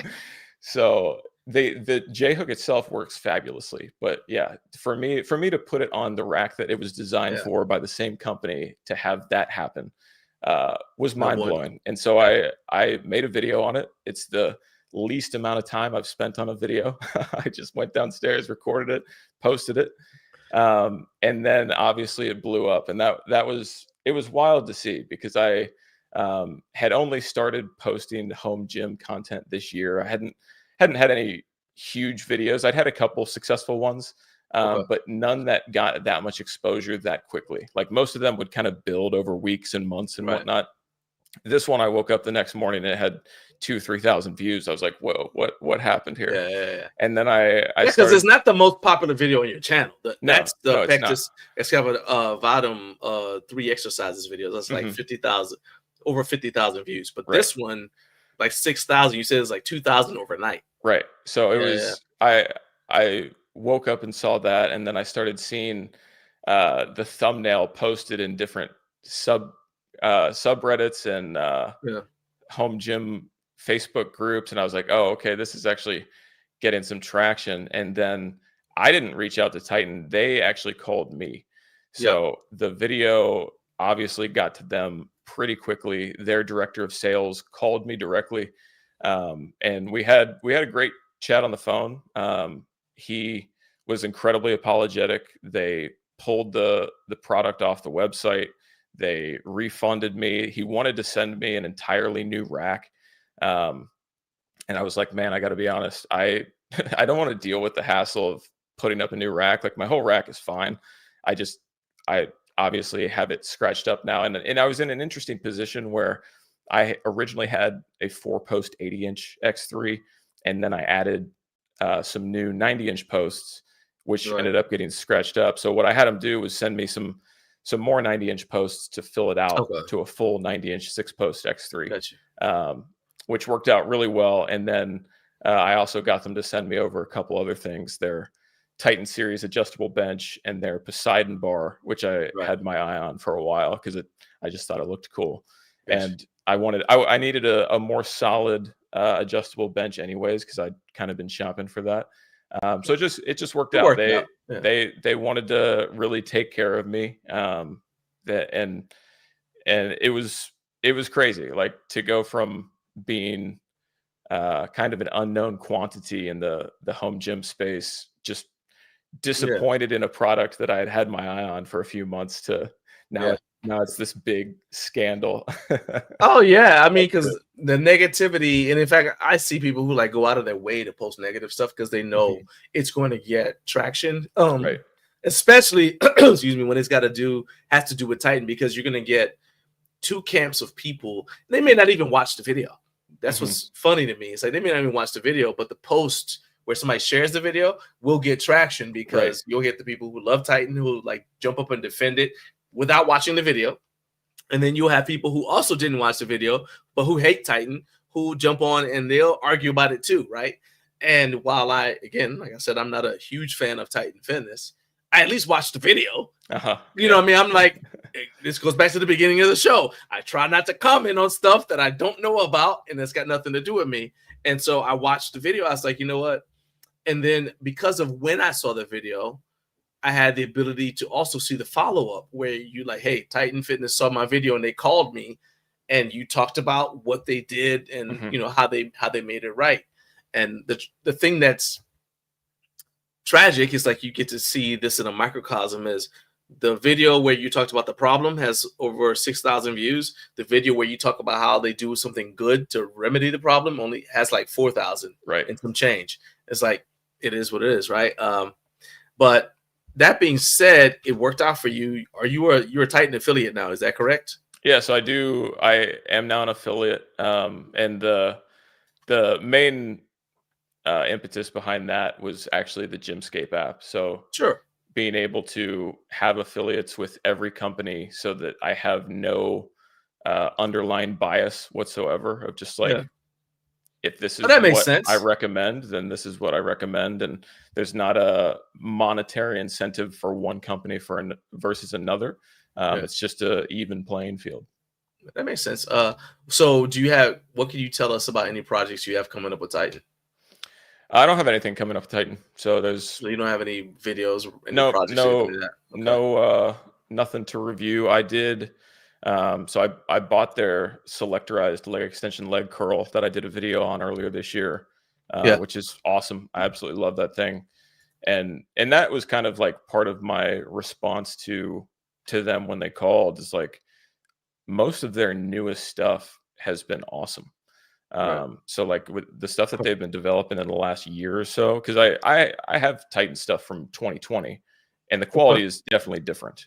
Was it cost that led you to just grab Titan in the first place?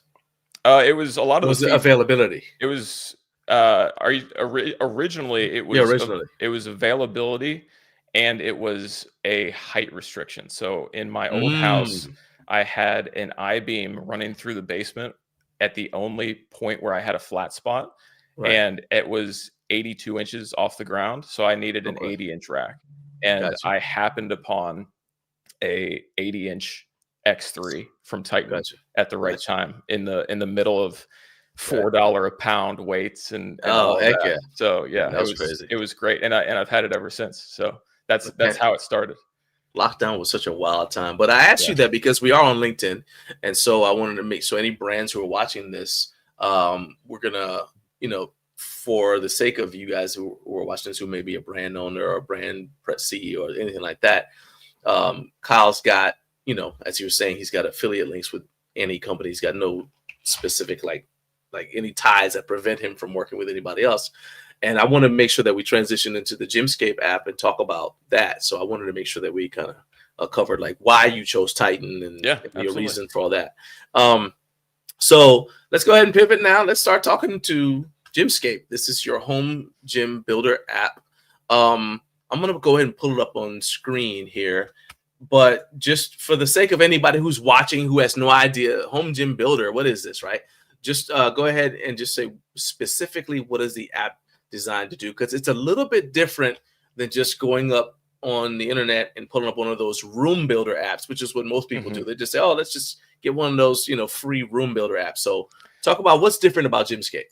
Yeah, so Scape is all about being able to recreate your gym one-to-one and just have it kind of live alongside your home gym so that whenever you want to make updates, you can very easily do so. So you start out by mapping out your room dimensions. Right now, it is a little bit limited in terms of the shape. So you can't do any diagonal walls currently. That is the next update that I plan to add. But right now, it's just various rectangles, squares. You can add walls. You can make rooms more interesting. Just no diagonals. But once you set your room dimensions, it'll kind of walk you through the steps of do you want to map out flooring for this space? And I have a few different presets in there, from stall mats to 2x2 tiles to 4x25 rolled rubber. And then once you've mapped out what the floor and walls and overall square footage looks like, then you are just met with an empty canvas to drag and drop equipment into. And so right now, there Okay. are about 650 pieces of equipment preloaded in, which all have the specific dimensions of said equipment loaded into the app and links to the equipment so you can check it out on the manufacturer's website. And for the most part, it has all of the customization options available that I was able to piece together. So if you are building a rack and you want to look at Rogue, for example, you can look at their Monster series. If you want a 4-post version, a 6-post version, if you want to drop down to a squat stand 2-post, all those are configurable. Okay. You add it to the gym, and then you can drag it around. And I tried to make this as reflective of really managing your space as possible, in that Okay. if you've got an adjustable bench in there that can stand up, you can do that. So if you're storing it away, you can actually put it in storage mode. You can see what it's going to look like unracked, racked. You can throw a barbell in your rack to see what type of width is that going to take up in addition to the rack space itself. Right. So it's got a ton of information in there. And then you also have the ability to add your own custom equipment. So if you don't see something that's in there, and I do plan to add as many companies as I can over time, but if you don't see something in there, you can add your own custom equipment, whatever you want. So in something like that, would you just say, because I mean, you know how the home gym space is, but you know, people are just like have like a one-off thing built. So like Jared just had he got a adjustable dumbbell stand from Synergy Custom Fitness, but he had them add some extra things to it, right? So in that case, would you just put like the dimensions of it? Like, is there a section where you say like, I've got some weird one-off gadget that nobody else has? Is that how you would do it? Yeah. So the custom equipment builder is actually pretty intensive. So you can make it as simple as, if you just want to add the dimensions, great. But you can also go into deeper layers. So in the case of like a dumbbell rack, if you have a custom dumbbell rack, you can name it, you can add the dimensions of what space it takes up, but then you can also provide the coverage types or the storage types. So in a dumbbell rack case, you can actually say like, hey, this is capable of storing dumbbells. You can say it's capable of storing a handful of other things. And then other items in the gym that meet that type can be stored into it, even if it's a custom piece. So I really tried to make this as flexible as you can. And then the part that I'm most proud of, and that I see being built off of more in the future, is the exercise coverage. So this is something that was part of the original thought process of doing this in the first place, because obviously having the room builder is nice. Don't get me wrong, because I was like I said in the video, I was originally planning out my space in like Adobe Illustrator, and it sucked. It's obviously not built for that. So having the ability to just say like, does this fit? What is this going to look like? That's all awesome. The exercise coverage layer is something that I put a lot of time into, where every piece of equipment has a specifically coded exercise variant that it can accomplish. And based on what you add to your gym, you will get an overall output of the exercises that your training space is capable of. And what that allows you to see is where the weak spots in your gym coverage might be. One of the most common ones being hamstring development. So for the most part, dumbbells, barbells, like, yeah, you're going to have deadlifts, RDLs, good morning variants, but you're typically not going to have too many knee dominant movements right off the bat. So that's one where you're going to look at your exercise coverage chart and be like, man, I really don't have much for this. I've got all kinds of chest work and back work that I can do, but I've got like 6 different hamstring exercises.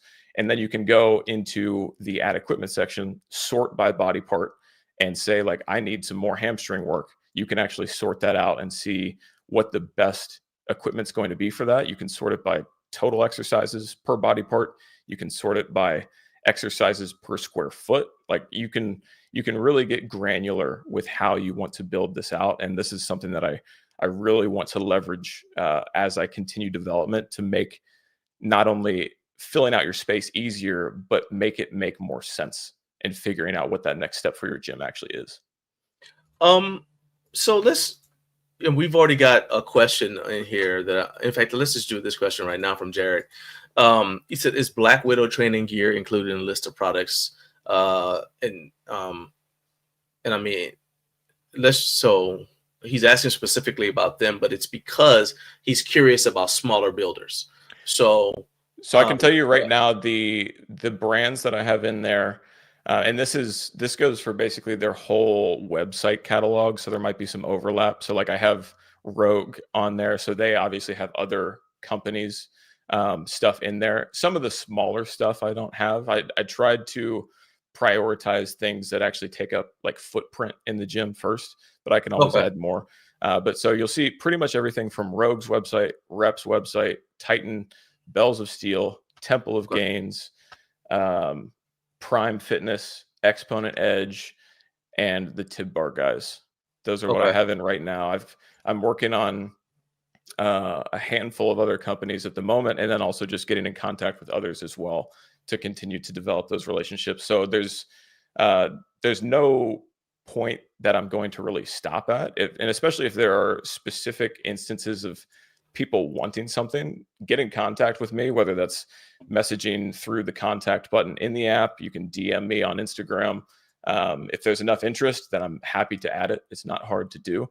And you're going to expect to see that catalog continue to grow over time. I wanted to launch with just kind of the biggest names, covering the most relevant pieces. But then obviously I would love to continue to promote smaller builders as well. There's no, I don't even need an affiliate cut. I don't care. It's more of just, I wanted to make it most useful to the things that are going to take up space first, and then we can fill in the gaps after that. Well, in that case, and this is, in that case, that makes sense. The stuff that takes up space, and because you've been to Home Gym Con, I know you didn't go this year, but you went last year, right? I've never been, but I have. You've never been. I have my tickets for next year. Okay, so I'm going to go ahead and tell you. Then you're going to want to add Synergy Custom Fitness. Okay. I don't know if you're familiar with them, but they make dumbbell racks. And their dumbbell racks are various sizes. They I think that the tallest one is like maybe 50 inches, but they've got like a 72-inch in terms of width. Mm-hmm. Yeah, width. So in fact, here, I'll just do this. Shout out to you, Carlos, because I did not plan on doing this, but we'll just go ahead and pull them up right now so you can check out like their one of their racks right here. It's the so this is the Delta, and actually what I like about this one is it's actually got a rollout lower tray for the dumbbell. So you know how like it's you know how it's a pain to get the heavy dumbbells out from the bottom, right? So like they've got this. I saw it and I was like, whoa. So this is okay. For example, this is the Delta 5-tier rack, right? And so let's go with the specs here. So yeah, so it's 50 inches high, and 20 by 44 deep, and then it's and it can go out to like I said, 72 inches wide. So awesome. That's just one of the I'll give you their website information if you want it, but that's, to me, it's one that makes sense to add because it is something that's going to take up a lot of space, and they are growing in popularity. Definitely. Let's see. And then let's see. So I put your website, or not website, but I put the Gymscape URL right there in your headline. Talk to me about, I don't know if you kind of mentioned it to me in the email, but it's an app, but it's not in the Google Play Store. It's not in the Apple Store. Why'd you decide to make it just web-based? Yeah, so there's a few reasons. The first one being that is definitely a better experience on computer, on desktop. You can certainly do the mobile web view and make it work, but obviously having a larger workspace is definitely better. Getting into the individual app stores is two different sets of development pipelines. So I do have a background in iOS native development, and there are some languages that can cross over, but it just added complexity for in my case, no real benefit. And then if there was ever a point where I monetized a feature in the future, those stores take a cut. So there's essentially no upside to me doing it that way. I'd be adding multiple code bases, multiple maintenance frameworks, and having it just work on web already allows it to work everywhere. So that makes sense. Simplified process. That makes sense. So JBTV says Synergy is a great up and coming brand. I love how clean their powder coats are. The white pieces pop in my gym from them. I'm telling you, it's in fact, I'll email you we did a video tour of their booth at Home Gym Con. I'll just email it to you. Yeah, so send it to check me. it out so you see the stuff here. Yeah. I think you'll like it. So as you're saying, like the app right now is free, but you do make affiliate so it shouldn't surprise anybody. I know sometimes people act like this is a shock, like it's, how come it's not just free? You should just give it away. I'm like, well, people got to pay the bills, right? And you also, if you want an app to be good, to me, you have to pay to support it because development takes funds. So right now you make affiliate revenue, which will support any future upgrades and just maintenance and whatever, right? So talk about how that works.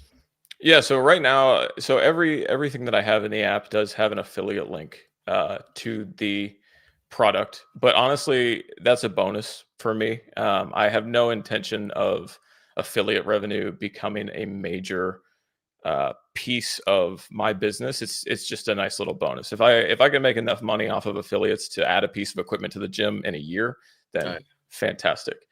So I did add that in there. Long term, I would love to leverage the exercise coverage aspect of the app into automated program design. That could be something that is on my 2026 roadmap. We'll see what the timeline looks like to actually get that together. So it's more than anything, it's just an ecosystem that I'm building to leverage other parts of my business, the affiliate being a nice little cherry on top. Gotcha. Yeah, I mean, like somebody out there maybe is making, enough money off of affiliate commission Sure. to, to pay all their bills. But I just think it's I think I don't have any problem with the people who do this kind of stuff as a hobby, but I also think that it's kind of like, would you rather have somebody build your house who does it professionally or somebody who just does it on the weekends when they have time? You know what I mean? And then for me, because of my background, I think that content creation is important. While I enjoy watching hobbyists, at a certain point, I also value people who make money who are good enough to make money off of this sort of thing, right? And who can do it in a way where it's not like everything's not an infomercial, if that makes sense. You know what I mean? Totally. So yeah, so I have no problem at all with the affiliate revenue from the app because I'm like, hey, you spent the time. You could have been doing something else with your time, and instead you created an app that's going to help out how God knows how many people, potentially on the planet, And so I think you deserve to recoup some money back from that. JB says also, shout out to your Kyle's Macro Chief app. It's a solid food tracking app that people don't talk about enough. So because he said that, I'll go ahead and I will go to the Macro tracking app there. So to go back to your question about why this app isn't in the app stores. So when I built Macro Chief, it's from the ground up for iOS. Right. So it's only on the iPhone ecosystem.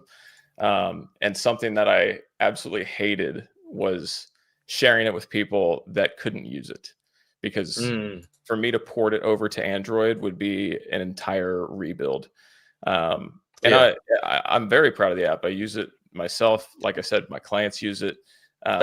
It looks like it's pretty, user friendly. It's looking very at the information dense. Yeah, it's awesome. I'm very proud of it, but it's only on one ecosystem, which is also what led me to want to make my next product web-based. Gotcha. And I mean, and actually this kind of goes to my point about development, right? So right now it's got over 1.5 million verified foods, is US based. Okay. If you wanted to include, so I'm from West Africa. If you decided you wanted to include West African, or let's say South African food, because that'd be easier in terms of like adding recipes and whatnot. Mhm. That would require a significant time investment, if nothing else, which means every minute that you're spending doing that is a minute you're not answering a client question or Right. whatever. I'm not saying you're neglecting your clients, but I'm just saying, like, that's just how physics is in terms of how time and space works. If you're Right. doing something, you can't be doing something else, at least not well. So that's just how I look at it. Well, yeah, and And I've got the coaching business, YouTube, a 2 newborn. apps, a newborn baby. Yeah, Yeah. So I'm there's a lot like, going for on. real. It's like, yeah, maybe we should just, yeah, let's, people who like consumers only think about their life situation, not the situation of Mhm. the person who's producing the stuff. And I don't ever want people to, part of my show is to kind of like help the brand, in this case is you, tell your story so people kind of see behind, the scenes a little bit and say, oh yeah, this guy's kind of like he's got stuff going on too. You know what I mean? Few things. Uh, a few things. So what's been the response to the app so far?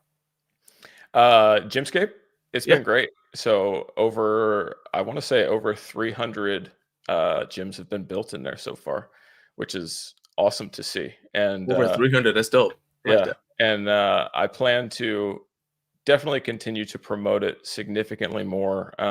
One of the features that I'm most proud of is the ability to share your build.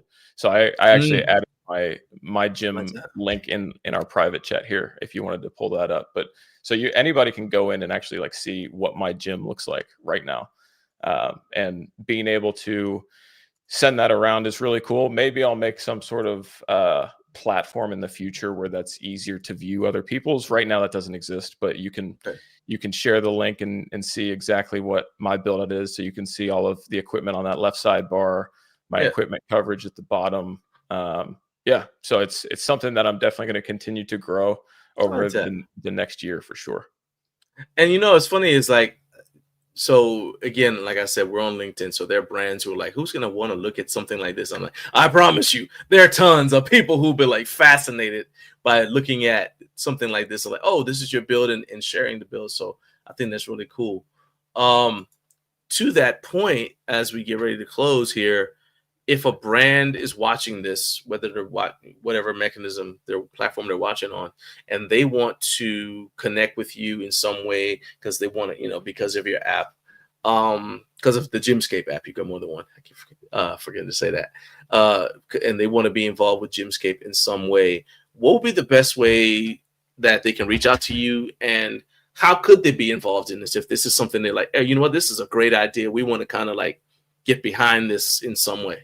Yeah, so Kyle at hypertrofit.com is my email, or you can connect with me through my website or Instagram. I'm active on everything, so it's fine. I can check LinkedIn as well. I'm not on there very often, but I can definitely check that too. And then in terms of getting involved in Gymscape, I'll be honest, the front of the line are definitely the companies with affiliates, just because I can add that in. But not to say that that's a requirement. If you're interested in joining, just let me know and I will add you. It's just a matter of getting the time to do it, because I do have a backlog of a handful of companies right now that I will be adding in the next month, between YouTube releases and client work and everything else.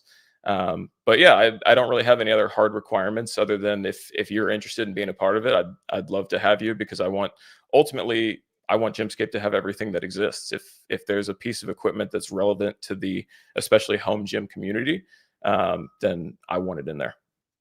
Let me ask, this is a clarifying question, so I make all my professors from college proud.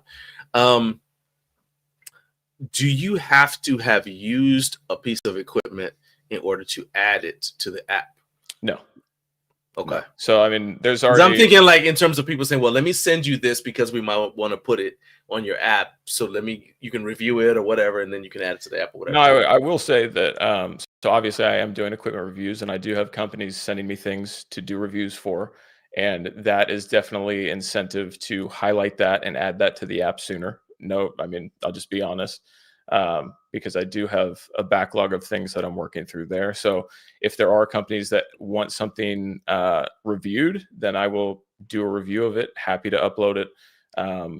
Yeah, so that's definitely something that I would consider.